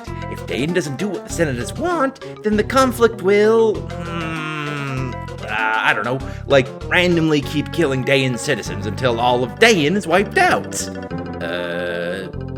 What? Ah, come on, we're in a land of freaking flying ponies here. Is it so hard to believe in a bullshit magical contract? Ooh, I know, how about this? We throw in a little tidbit and say that Ashnard also used one of them contracts. Back in the day, maybe he, signed a contract to kill all the people who were in line to the throne before him. That way, it looks like it was our plan all along. We always knew about the magical contract. Didn't you just say that the contract kills people randomly? How could he... Look, the details don't matter. We're making the rules here. Who cares how exactly the contract works? The important thing is we have an easy way to wrap up this conflict without putting any of our characters in any sort of, morally questionable position. But, sir, please, think about this. Doesn't just making every single problem in this story tie back to the same greedy men cheapen the whole thing? It's like we're saying every problem is caused by an individual, when in reality most issues are far more complex than such a simple ideology. We have the potential to make something truly memorable here, something that people will talk about for years to come. Don't you think there's some merit in at least pursuing that kind of story? Okay, so what I'm hearing is, you're willing to work unpaid overtime to write your fancy, racism story, are ya? I mean, I guess we could call the contract a blood pact, maybe? Yeah, that's using your noggin, kid. Come on, drinks are on me tonight. And so, Peleus gives us our big reveal. During his coronation, Izuka secretly added a blood pact to the things Peleus needed to sign, which means if Dayan disobeys the Senate's orders, then all of Dayan will die over the course of a few months. Regardless, we now have a reason for why we have to fight, so let's get into it. Now that Micaiah and Soth are fully aware of the situation, there's only one real recourse left to them. They need to buy as much time as possible while Peleus searches Dayan's library for any kind of hint of how to stop his blood pact. And as such, that means we have to fight Ike and the Empress's Super Alliance, and considering how hilariously outnumbered Dayan is, they're going to have to start resorting to some more unique tactics. So Micaiah comes up with a plan and heads off to ambush the enemy. Specifically, she looks to ambush the Empress's entourage, which is a massive army consisting of her royal guards, as well as a bunch of Benyon and Crimean troops. Also Kieran's here. Anyways, in order to fulfill her plan, she picks the perfect spot to do it. A very closed-off canyon with high-reaching cliff faces on either side. As the army tries to wedge its way through the narrow gap, Micaiah springs her trap, and we get our next level. To start off, you get a bunch of NPCs who push boulders onto the enemies, which don't feel nearly as annoying as when they're being used against you, if I'm being honest. But still, the enemy is softened up and your forces face the massive army ahead of them. Fortunately, due to the nature of the map, the enemy is basically forced through 2 very narrow choke points, making this a surprisingly easy mission and a good place to try and get some desperately needed XP into those Dawn Brigade units. There's not really much more to it than that, just kill as many as you can. The mission ends when you kill a certain number of units, just like the last mission against the Lagoos, and this is when Micaiah decides to spring her true plan. As Seneki and her royal guards start to pass through the narrowest part of the canyon, Micaiah orders her soldiers to pour tar on the wings of the Pegasi. The Pegasi themselves try to flee, but that just makes them easier targets for the Daean archers at the ready. It looks like Micaiah's plan may very well be enough to let them defeat the Empress. However, before the archers can truly start firing, a figure bolts across the screen. It's Tabarn, along with Ike. In one swift movement, Tabarn grabs Soth by the scruff of the neck and dangles him over the massive canyon drop. Micaiah is devastated and orders all of her archers to stand down, whatever it takes to save Soth's life, the person most important to her. Ike orders Micaiah to surrender, but she refuses to budge, claiming no matter what, it's impossible for Daean to surrender. So, Tabarn drops Soth, only to reveal that it was a fake out and Ulki was there to catch him before he hit the ground. The Empress, sick of all the bloodshed, orders her units to withdraw, despite their advantage, and Micaiah is left torn on whether she's really capable of choosing her country over her closest friends. Daean is in a tough spot now. They're damned if they do, and damned if they don't.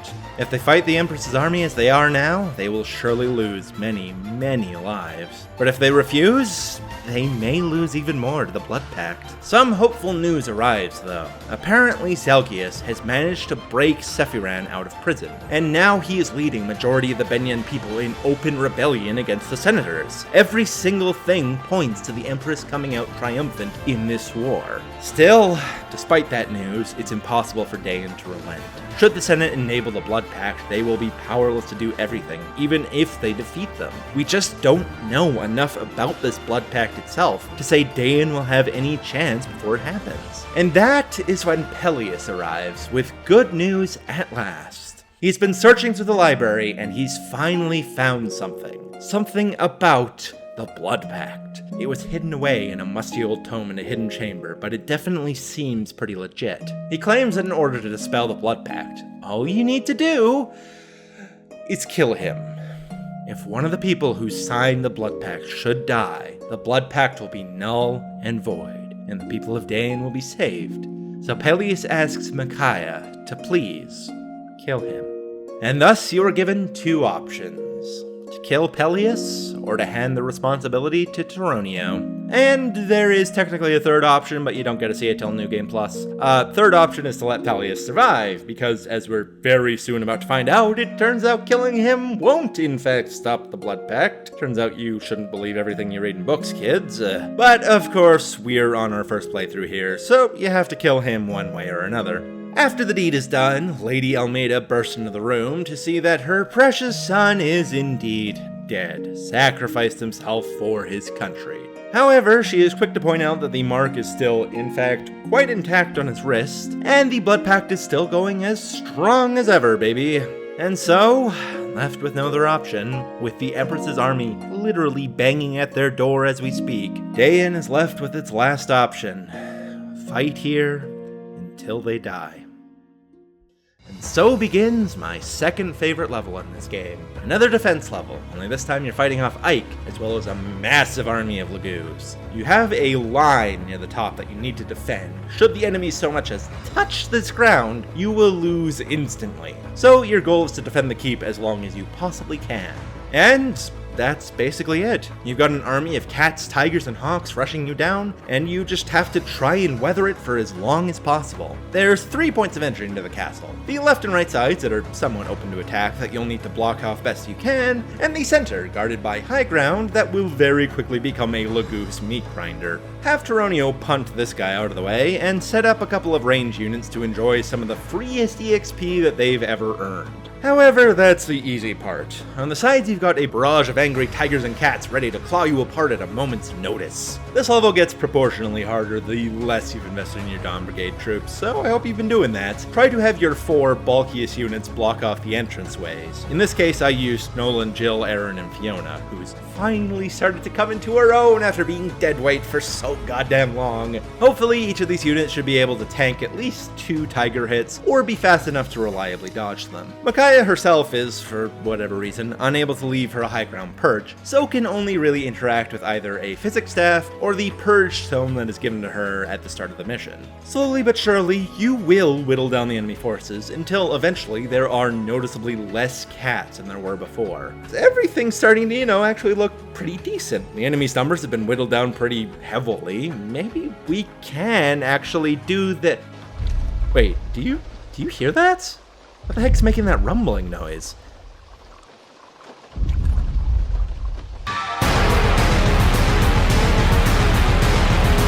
Oh god, oh no, it's him! It's him! Run! Run, you fools! Yeah, he's shooting up the walls! We're done for! Run for your goddamn lives! Oh my god, we made it inside the walls. But it doesn't matter. Soon, Rolf will break through the barrier separating us, and Dayan will be finished.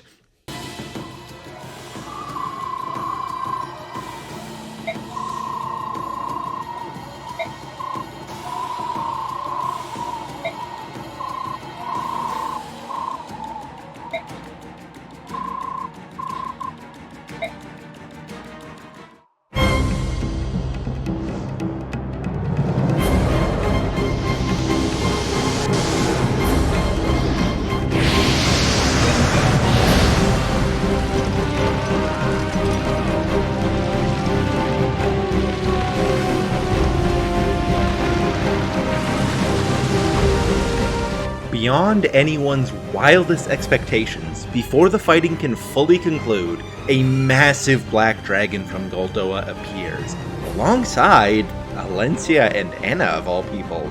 Enna and Alencia proclaim that all forces present must cease fighting immediately, and Ike and the Lagoon's forces are left with no choice but to comply. Meanwhile, on Micaiah's side, she steps outside to see what the heck all the commotion was, only to be met with the Kurth, as well as a pair of familiar faces. It turns out Nyla and Raphael, hearing of the strange war Dayan was currently embroiled in, had returned with Ike to talk with their old friend. Micaiah, having put up a strong front so far, finally breaks down, weeping in Raphael's arms.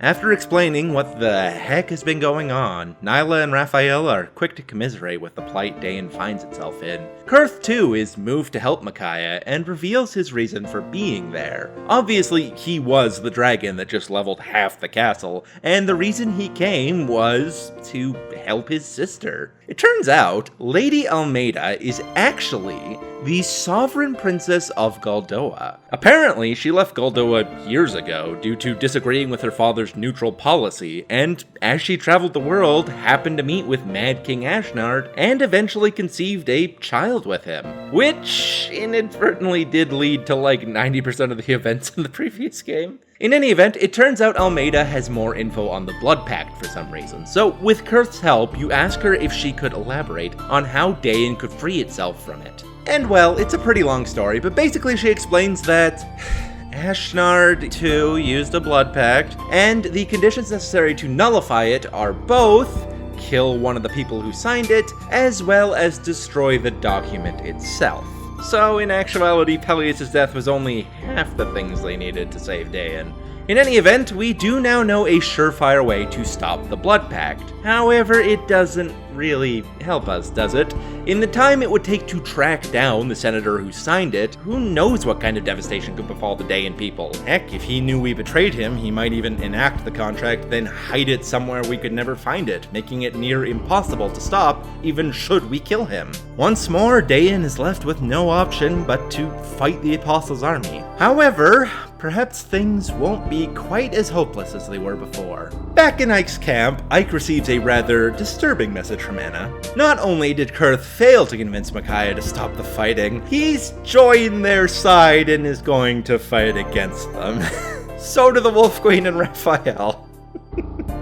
Man, what must be going through Ike's mind at this point? To make matters worse, the medallion, the fire emblem, gets brighter and brighter with each passing moment, and very soon the Dark God will awaken from her sleep, and even the Herons won't be able to keep it calm if this fighting doesn't stop soon. Still, it's become very apparent that while Dayan can't tell us, they clearly do have a reason why they're fighting us, but that doesn't really change things. The Apostle needs to make it back to Benyon before the Senators can cause any more harm there, so the upcoming fight is inevitable. This is the biggest all-out brawl of the game. A fight between what remains of the Dayan army versus the combined forces of Ike, Scrimmer, and Tabarn. So at the start of the mission, you get a big counter in the top right corner that goes up whenever a unit dies, be they ally or foe. There's a large group of allied cats to your left, and a smaller group of hawks to your right, led by Scrimmer and Tabarn respectively. Both those armies will mostly keep to their own sides, meaning your group is tasked with running straight down the middle into the heart of the Dayan army.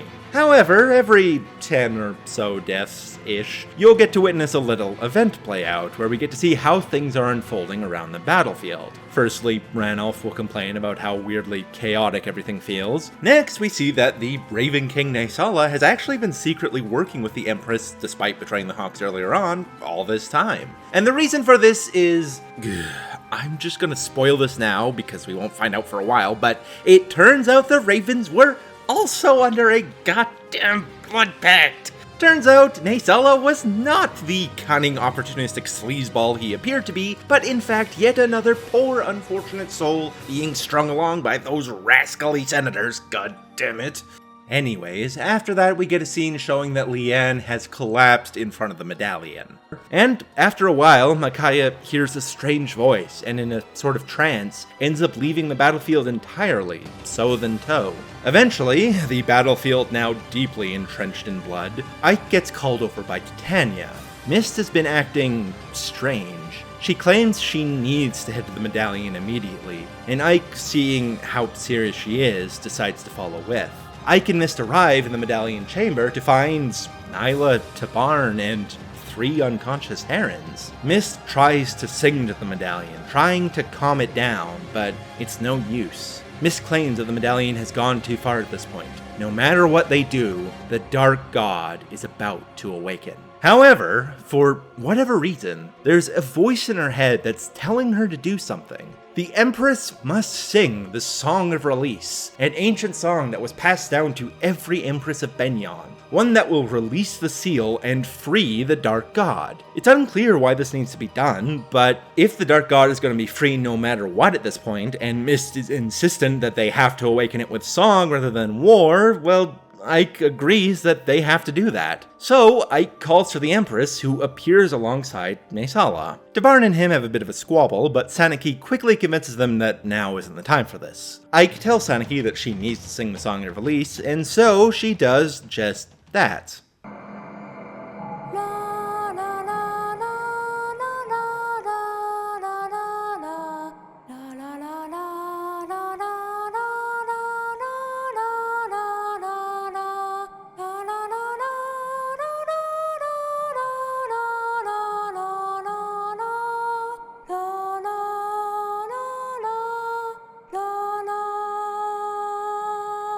However, for whatever reason, it doesn't work. Saniki is just as confused as everyone else when suddenly a little bird appears. From the entrance, who should appear but Micaiah herself, who claims that the song won't work without the words for the song. Saniki is confused. She was never taught any words, only the melody. However, Micaiah seems to know exactly what they are.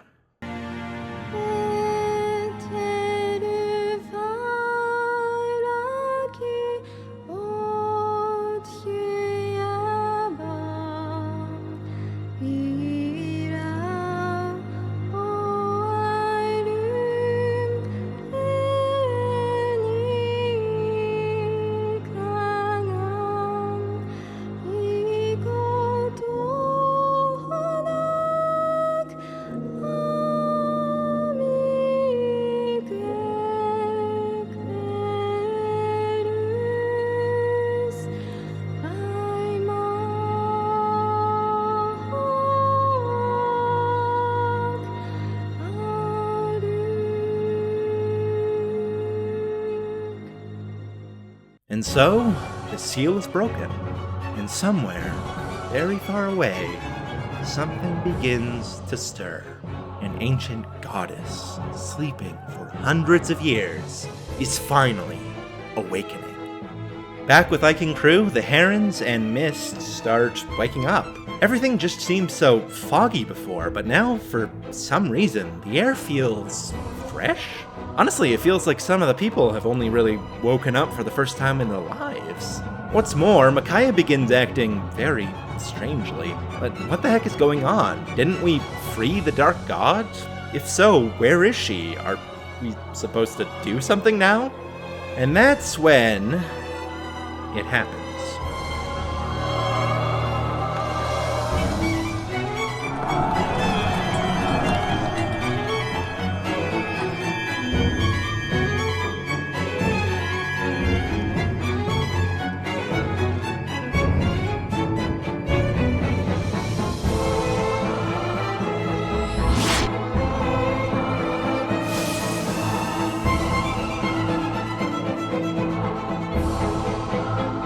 In a mere moment, an instant, the sounds of battle coming from outside cease entirely.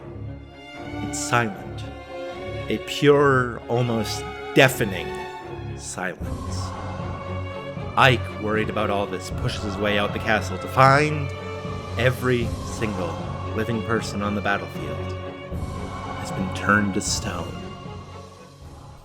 What the hell happened? It looks like the only people not turned to stone are the people who were directly inside the castle. I'm not really sure when all the minor characters like Meg and Danvid managed to slip inside the castle, but apparently they did. Anyways, what the heck is going on here? Well, fortunately for us, Micaiah has an explanation. At least she looks like Micaiah. In fact, the person we're talking to is not a person at all, but a goddess. The Dark God, the one sealed inside the medallion, is currently using Micaiah's body, with Micaiah's consent, to talk with all of us meaty flesh bags, as she likes to call us. After some incredulous surprise from our side, the Dark God, calling herself Yune, aka she was the bird that was always following Micaiah around, explains to everyone what actually happened. Basically, when she woke up, Ashura, the goddess of order, also woke up. And she is the one who let forward a light that turned every living Bjork and Laguz across Tellius into stone. The crowd assembled cannot believe it at first. After all, she's the Dark God, the supposed cause of terrible chaos, and Ashura's the beloved god of order, who loves everything and everyone. However, Yune claims that Ashura loves nobody. She is simply order incarnate, as Yune is chaos incarnate. The two are natural, ever-existent forms. They just exist. One cannot exist without the other. That being said, Yune is upset. She explains that there was a deal set forth hundreds of years ago between humans and her, whereupon Ashura would destroy the world should Yune awaken due to conflict. However, Yune wasn't awoken through conflict, as we know. She was awoken through the Galder of Release, and in that situation, Ashura was supposed to consult with Yune before destroying everything. And so, Yune is upset and plans to use you lot to get back at Ashura and bring the world back to how it was supposed to be. Unfortunately, she doesn't have a ton of power yet, as she's only just woken up, but she can prevent you from turning to stone and help guide you to Ashura's location. Your group is hesitant at first. Should we really be helping a dark god to fight the goddess of order? However, for whatever reason, it seems like you just can trust Yune. There's something about her inside of all of you that makes you intrinsically want to trust her. And if Ashura really did turn everyone to stone, then no matter who she is, you will have to fight against her. And so begins the fourth part of Radiant Dawn. Oof, we have been through a lot of game, but we're almost at the end. What follows are 6 levels following 3 separate groups. Basically, to better ensure your chances of reaching the goddess, your army splits up into 3 camps. One following Micaiah, one following Ike, and one following Tabarn. really should be Alencia, and so it's up to you to split up your army however you wish, which I really enjoy. It's a great way to get you to experiment with some different team-ups and see where exactly your best units lie. With your teams all set, we get to dive right into the 6 maps that make up Part 4. In all honesty, there isn't a whole lot of story going on for these maps, just kind of you marching towards Ashura's tower and encountering some random resistance along the way. So let's get through this as quickly as possible. Starting off, we have Micaiah's level. Every group gets a couple mandatory tag-alongs, and for Micaiah it's mostly characters who have been unplayable up to this point, namely Saniki, Scrimmer, and the Raven King Naysala. On top of that, there is of course her ever-faithful manservant Soth, as well as the Heron Princess Leanne. After a not-so-long journey and a brief tussle between Scrimmer and Naysala, we discover who the enemies we'll be fighting are. Apparently, the goddess Ashura has gifted a number of Benyon soldiers, who were faithful to the Senate,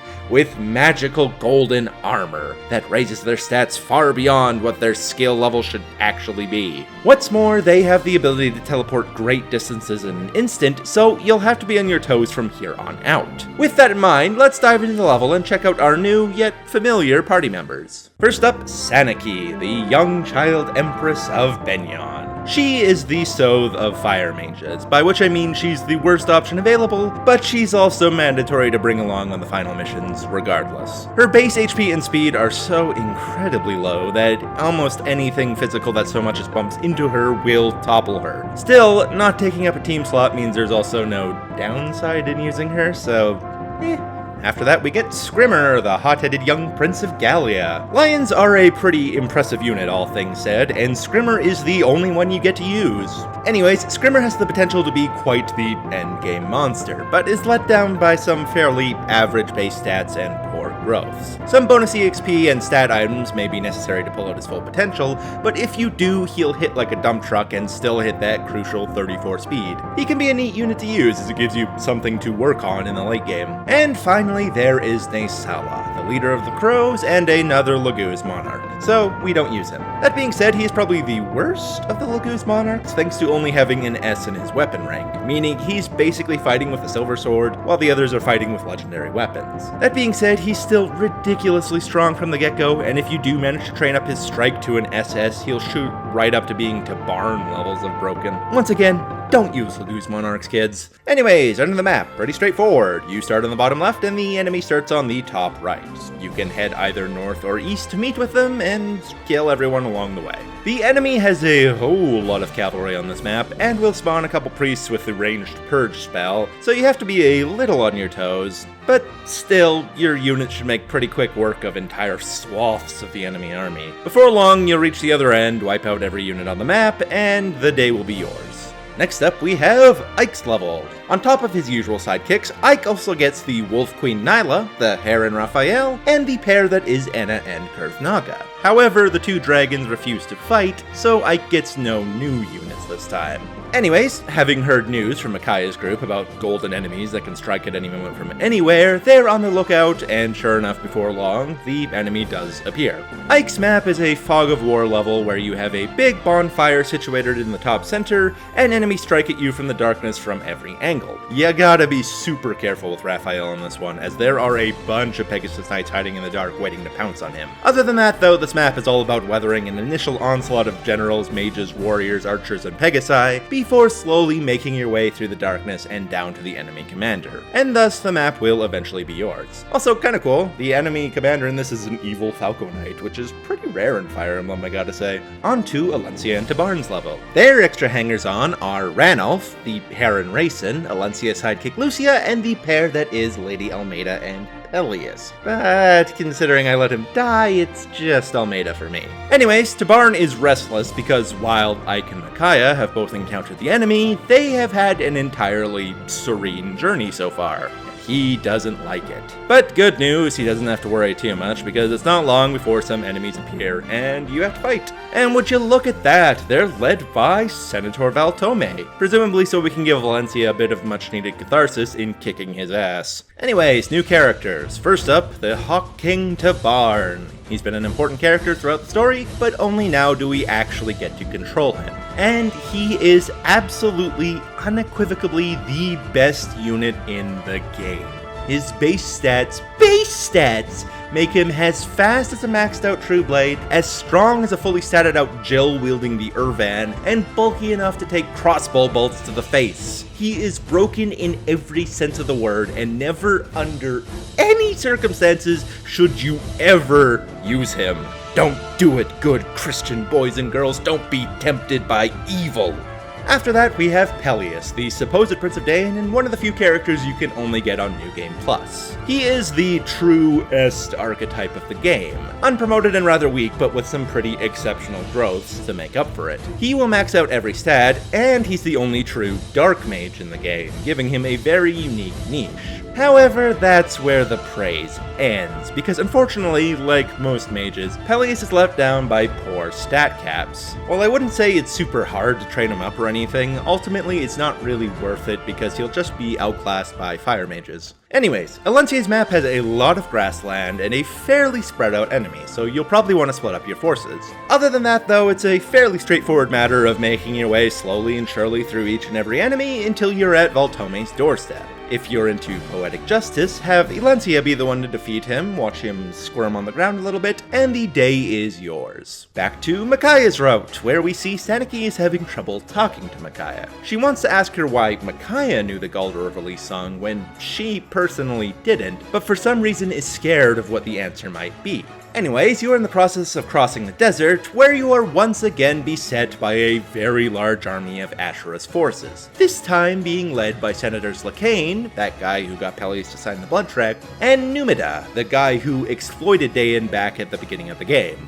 Saniki meets with Lacane to demand that he stand down, that he's in open defiance of the Empress of Benyon, only to have Lacane inform her that she is a fake apostle and not worth listening to. At first this just seems like the Senate being their usual evil selves, but Lacane is also able to make a point that Saniki is incapable of hearing the goddess, something that every previous Empress has been capable of doing by this point in their life. And basically he tells her that in fact, Saniki had an older sister, the true apostle, who was sadly assassinated along with her grandmother when she was killed in the whole cover-up perpetrated by the Senate. That being said, while there might be a hint of truth behind Lacane's words, you aren't about to listen to him. He's still an evil asshole, and at the end of the day, the entire moral of this story is, as always, true leadership isn't decided by blood alone. So you begin the fight. Like pretty much every other desert level that has come in previous Fire Emblems, there are a ton of valuable items that can be found hidden throughout the map. What's more, you once again get a surprise visitor, the Black Knight appearing, as always, from thin air to protect Micaiah when she is in danger. However, you don't actually get to control him this time, and if you don't move quickly, he will wipe out everything in front of him. Still, he is at the very least basically an armor knight, so if you brought a bunch of sand immune characters, you can quickly run past him, leaving him wallowing in the sand. There is also a secret character you can unlock on this map, which fans from the previous game will recognize as Stefan, the half-blood mysterious traveling swordsman. Have Micaiah, Leth, or Mordecai stand on this spot on the right-hand side of the map, and he will appear and automatically join your team. Stefan himself is pretty good, but not great. Pretty much every other Swordsmaster outclasses him if you've been trading them up, but he'll still do, reasonably well. I mean, he maxes out strength, skill, and speed pretty easily, and that's all you really need at the end of the day. If somehow none of the 4 previous Swordsmasters caught your attention before then, he's a 5th and very easy option to use. He's fine, not great. As for the map, you're probably almost done at this point. There are a lot of reinforcements, so the whole map is kind of slow going, but eventually Lacane retreats, you defeat Numida, and the day is yours. Okay, still going, we're back to Ike. This time you hang out in a manor, one you'll recognize as the place where Rayson was captured in the previous game. And well, it should be abandoned, seeing as the owner of the house was sent to prison in the previous game. But for whatever reason, it seems to have been kept in remarkable condition despite that. Well, you don't really have time to think on that, because of course the enemy once more appears out of thin air to attack you. And would you look at that, they're led by Oliver, the beautiful villain from the previous game, sporting the actual best theme music in any Fire Emblem ever. Listen to this shit.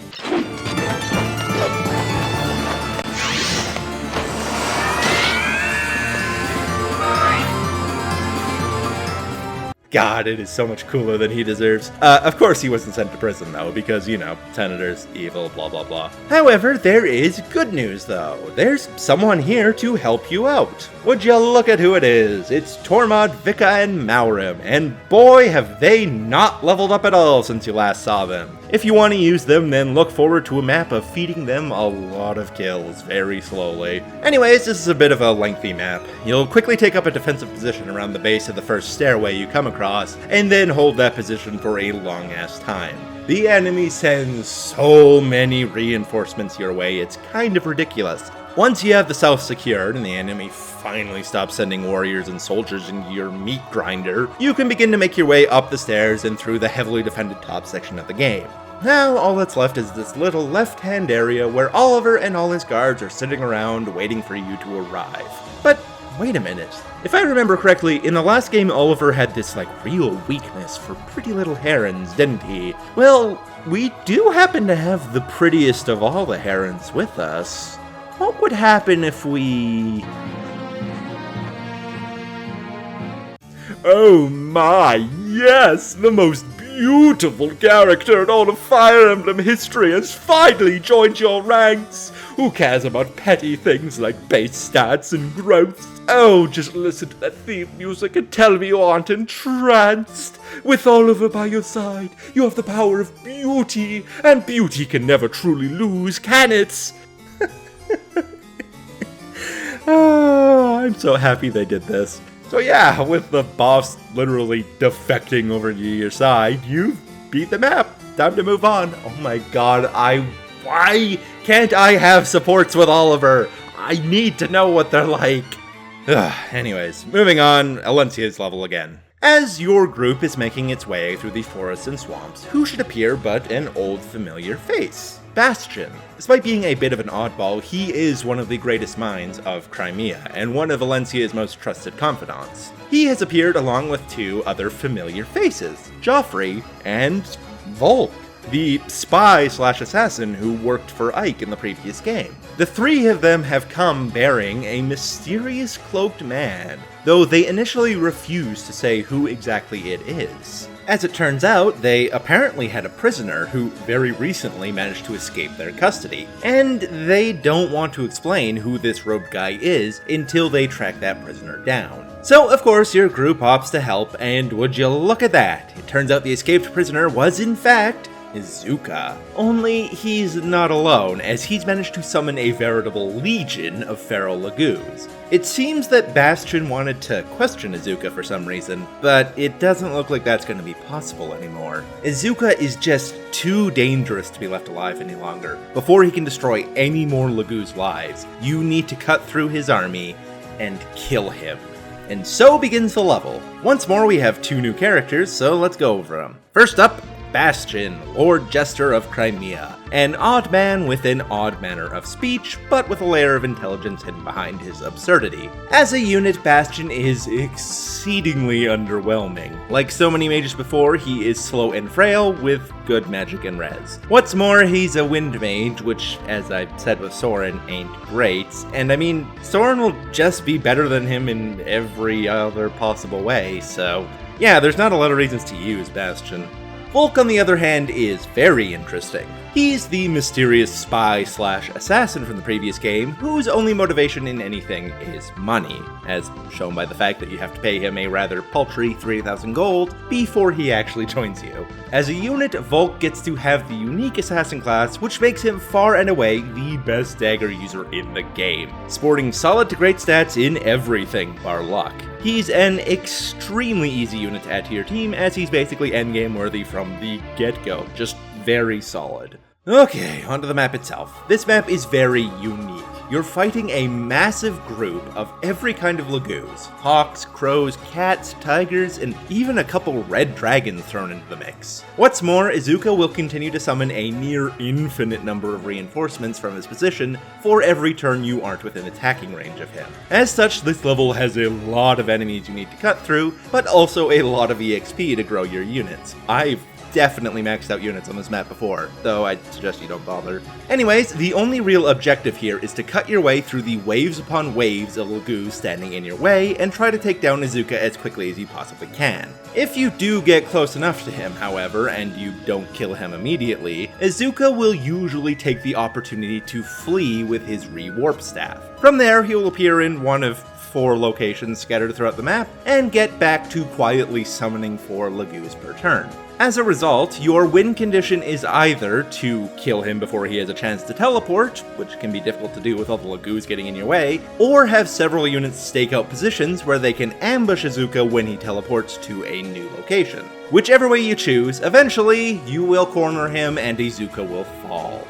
After the battle is over, Alencia questions Bastion on why exactly they wanted to talk to such a horrible man. And well, Bastion claims that it was for the hooded man that they brought before us. You see, it turns out this man is in fact Bertram from the previous game. He was this weird, silent, growly man that served as one of Ashnard's elite soldiers. Well, it turns out Bertram was in fact Alencia's uncle, a man named Renning. You see, what happened was, Renning was supposedly killed during Dane's invasion of the previous game. However, unbeknownst to us, it turns out Ashnard didn't actually kill him. Instead, he took him prisoner and used him as a guinea pig to test out that drug that turns Lagoos feral, which in turn turned him into the growly man that he was in the previous game. So, Bastion was looking to question Izuka on a way to cure Renning of this feral madness that has overtaken him, but obviously that wasn't an option.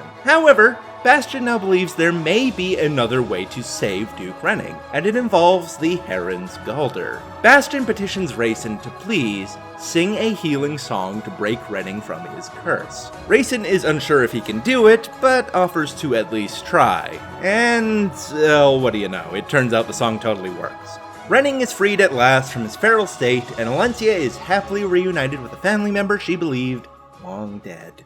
And so, at last, we finally have reached the endgame. One by one, the separate armies arrive at the Tower of Guidance, along with a few new faces. Well, I mean, we know who they are, but they're new to our party, Kane Haggis and Gifka, Lion King and Lion King Light. Anyways, you've all traveled a long way to get here, but at last you have reached the true goal of this whole expedition. To climb to the top of the tower, confront the goddess Ashura, and, through whatever means necessary, free the world's population from their stony prison. However, it is not going to be as easy as simply walking up and knocking on her door, of course. While Yune has been out and about gathering followers to her cause, Ashura too has allies of her own, some more powerful than any foe you've faced so far, and some comically easy, but we'll pretend that they're tough opponents. Regardless, you've now a difficult choice to make. You must choose your 10 strongest, bestest, favoritist soldiers to bring inside the tower.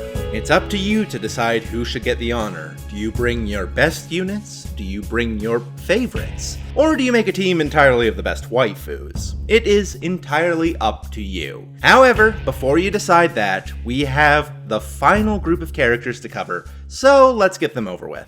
First up, the Lions Kane Haggis and Gifka, the wise and benevolent ruler of Gallia and his most trusted advisor and friend. And I mean, they're Lagoos royals, so you know the drill, avoid them like the plague. Technically speaking, Gifka isn't a royal as he doesn't have the form shift ability to transform whenever he wants, but in every other way he's just as broken as his kingly counterpart and should be benched as quickly as possible.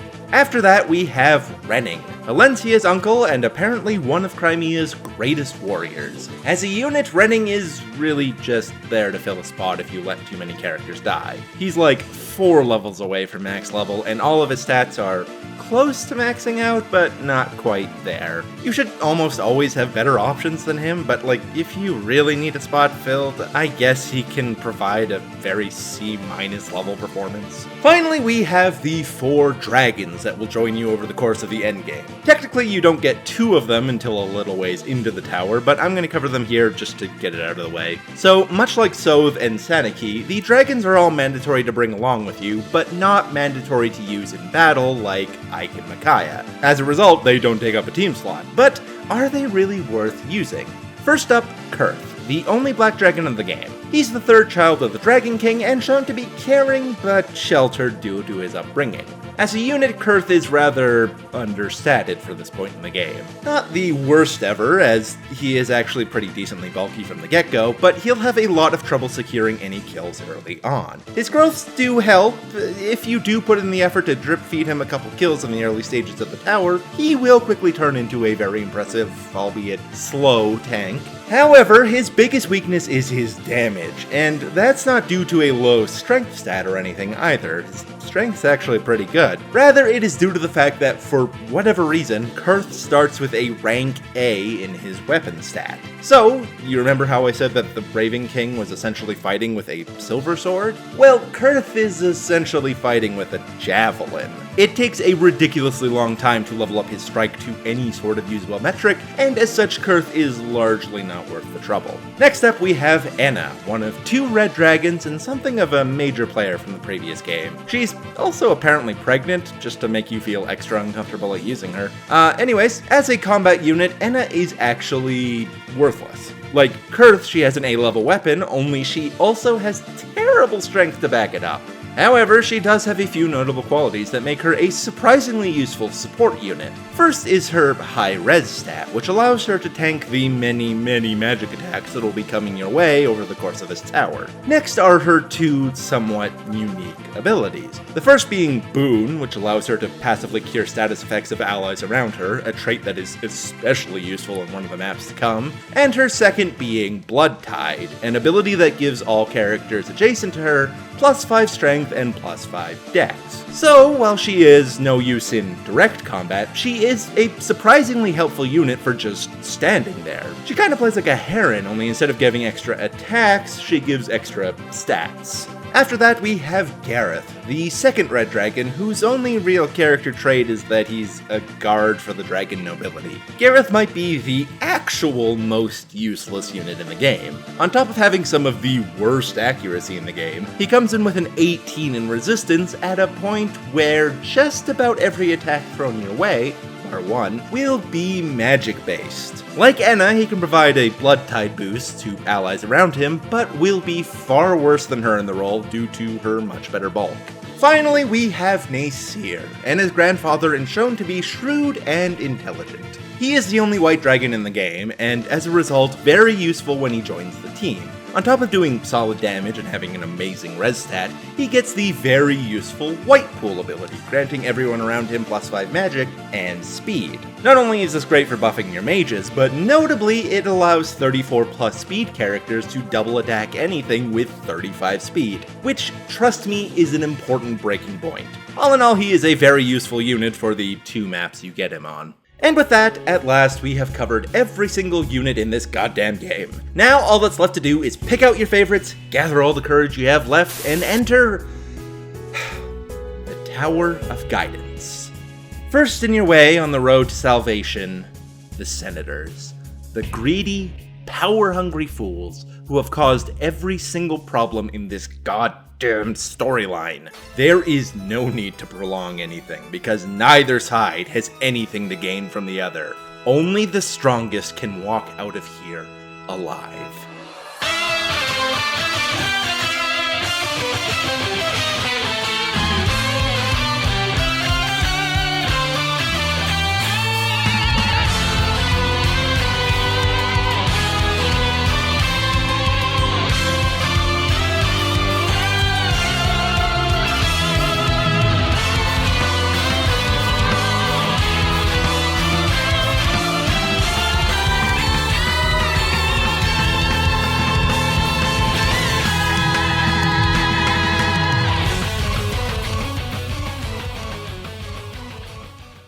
With the Senators thoroughly crushed, the Blood Pacts destroyed, and Saniki having gained a new respect for her role as Empress, it's time to move on. The tower itself is very tall.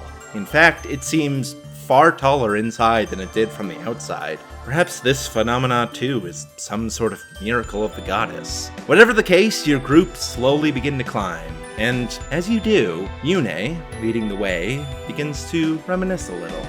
About herself, about Ashura, about the history of Tellius itself. Long ago, there was one god named Ashunera.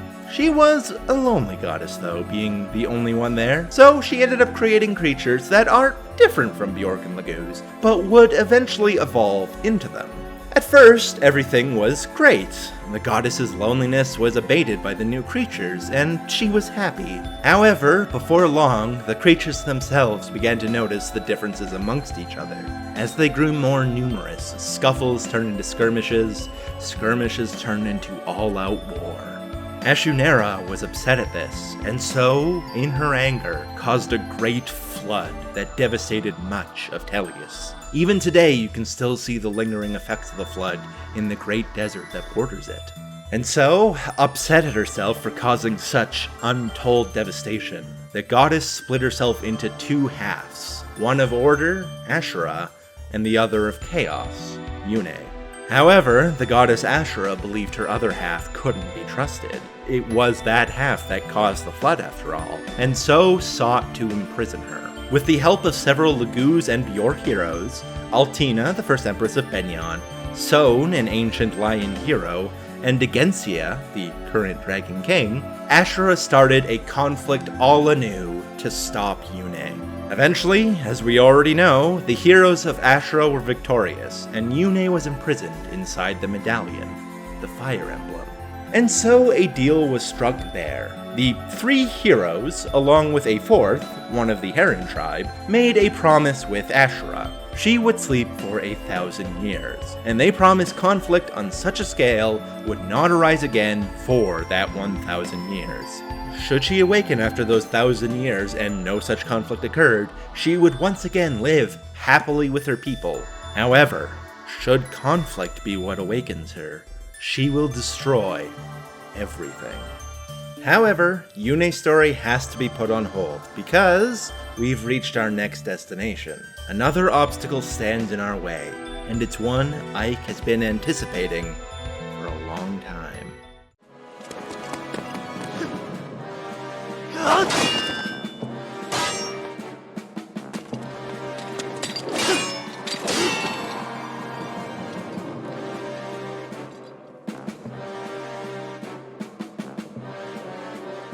The Black Knight.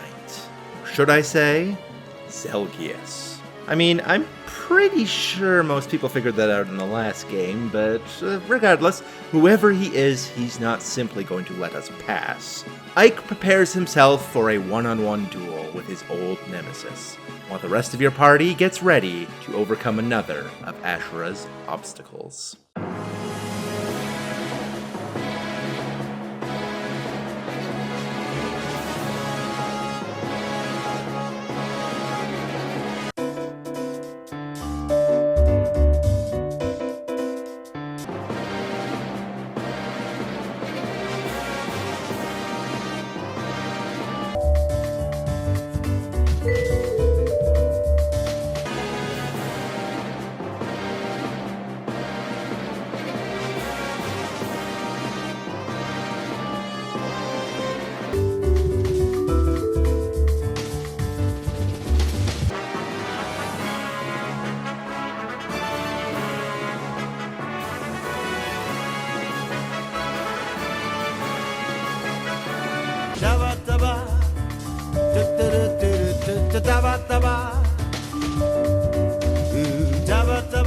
Well, that was anticlimactic. Regardless, despite their long history, Ike feels oddly calm about his victory over his old enemy.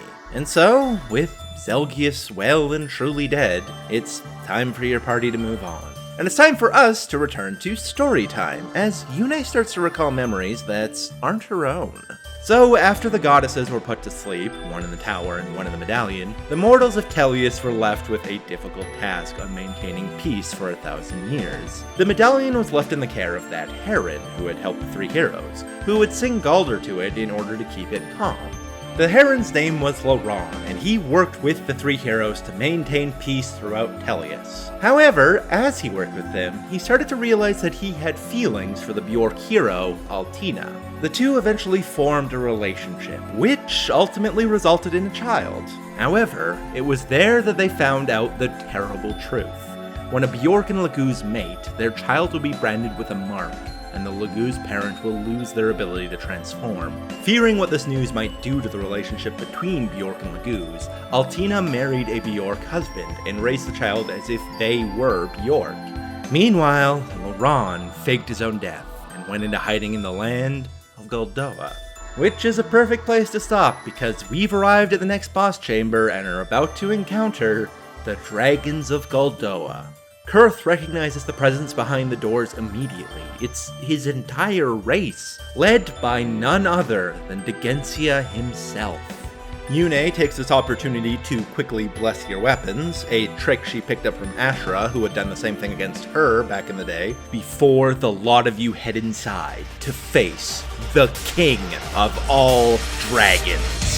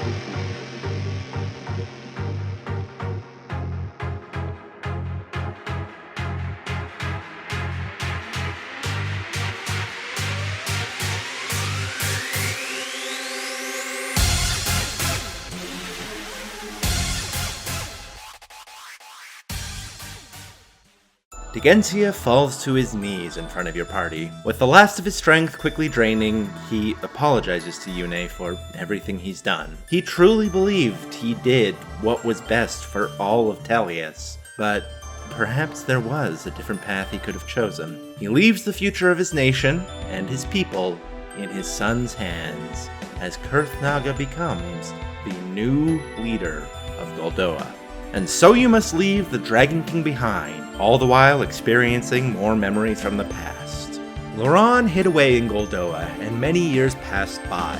Dragon King Degencia spread some false information in order to try and maintain peace. He claimed that the goddess inside the medallion was an evil dark god, one who would devastate the land should she awaken. He basically hoped that the threat it would cause would discourage any fighting between the Bjork and Lagoo's. After that, he returned to his nation with Laurent and instituted a policy of neutrality. He believed it was the best way to set an example, to show the world that conflict should be avoided at any cost. However, time passes differently for dragons than it does for other races, considering how long they live. Before long, years had turned into centuries. The people outside Goldoa began to forget of this ancient promise they had bound themselves to. Before long, conflict had once again begun to permeate the land of Tellius. Laurent, still living in Goldoa, heard of the injustices going on outside its borders, and begged the Dragon King to do something. There were countless Lagoo's suffering at the hands of Bjork, and much fighting between the two. But Degencia refused to budge. He stuck by his beliefs, staying neutral in all things. And so, Laurent decided to leave Goldoa then and there. He headed to the Bjork nation of Benyon in the hopes of meeting one of his descendants, the Empress Misaha. There, she revealed to him the mark that she and all descendants of his bore, the mark of the branded. Laurent was devastated at the idea of the torment this life must have caused his family, but Misaha wasn't upset. She was happy to find out that her brand wasn't as shameful a mark as she once thought, and she sought to reveal to the public what her mark actually meant, hoping against hope that it might help somewhat to repair the broken past between Bjork and Lagoo's. However, before she could do that, something terrible happened.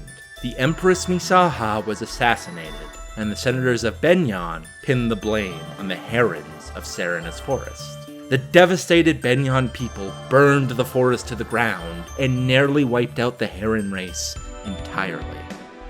This finally broke Laurent, and so he devised a plan to get back at all who had wronged him. A plan to get rid of the world that had caused him so much pain. And so, he entered Benyon once more. Not as Laurent. This time he bore a different moniker. That of Sephiran. And so, the true mastermind behind everything's revealed. Sephiran. That's right, it was a senator all along, because senators have caused every goddamn problem in this game! Sorry, had to get that out of my system. Anyways, after establishing something of a romance, I guess you could say, with Zelgius, Sephiran had him infiltrate Daen as the Black Knight. There, he would retrieve the medallion from Grail, goad Ashdard into trying to awaken it, and ultimately hope to wipe out this world that had caused him so much pain. Unfortunately, Ike had thwarted his plans the first time around. But this time he was successful. He believes the world is broken, and the only way to fix it is a full-on reset. Saniki just can't believe the words she's hearing, but Ike sees Sephiran for the man he is. He is a man who betrayed the trust of those who believed in him. As such, Ike pulls his blade, and your party gets ready to face the ancient Heron, Sephiran.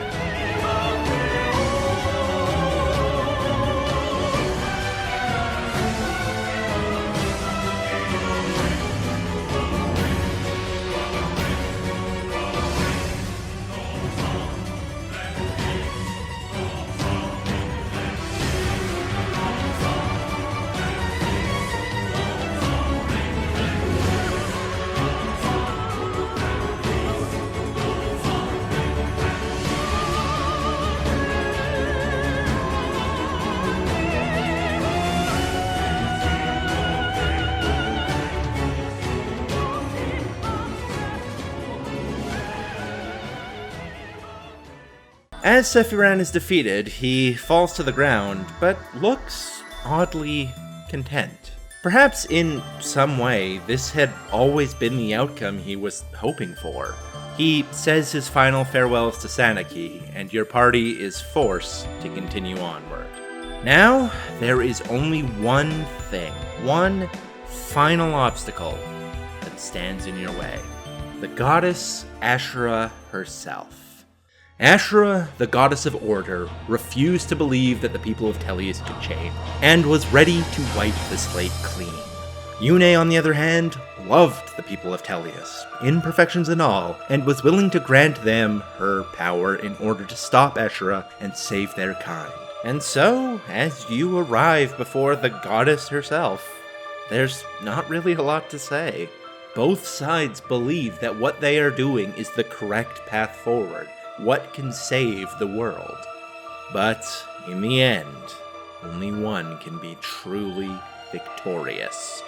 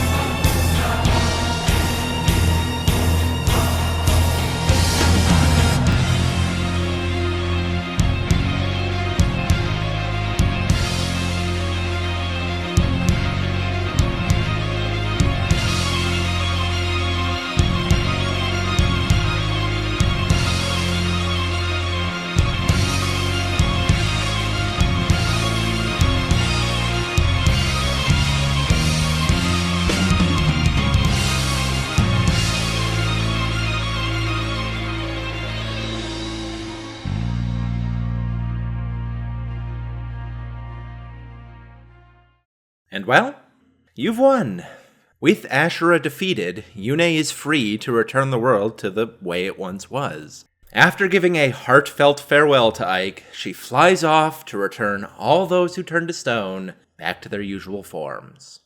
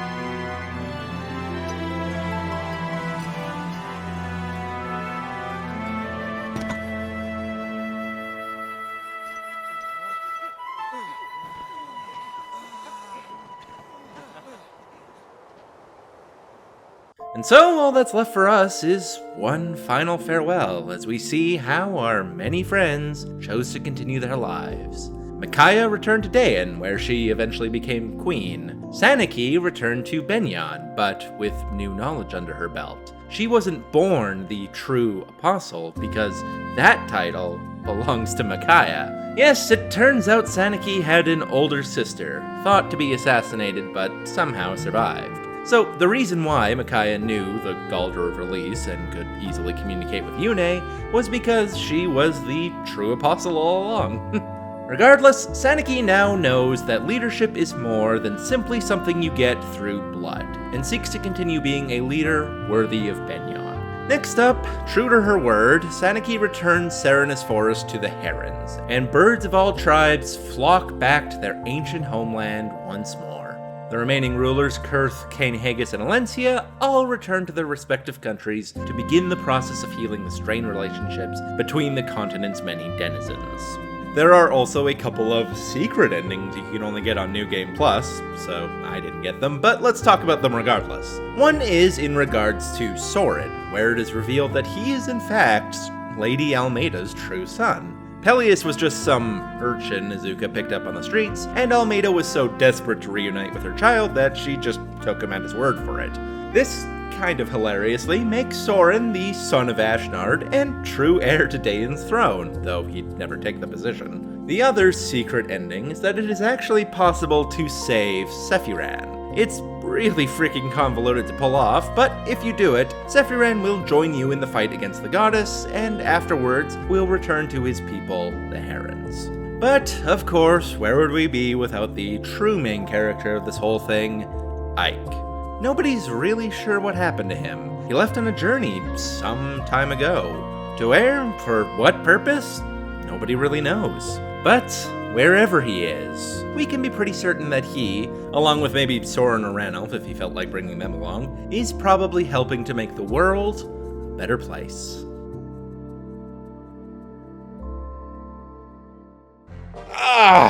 I cannot believe I decided to condense all of that into one video. Well, regardless, if you're one of the handful of people who managed to stick around to this point, then thank you for watching. And hey, would you look at that, we get to enjoy the final perk of Radiant Dawn, the scorecard, where we get to see exactly how well each and every one of our units did, as well as a special little award for our 5 best units. I always love it when Fire Emblem does this, because you truly get to see who was your most, valuable. No, that can't be. I mean, I may have used him a bit, but to that degree, no. How many lives have I condemned? How many souls lost in his name? What have I done? What have I done?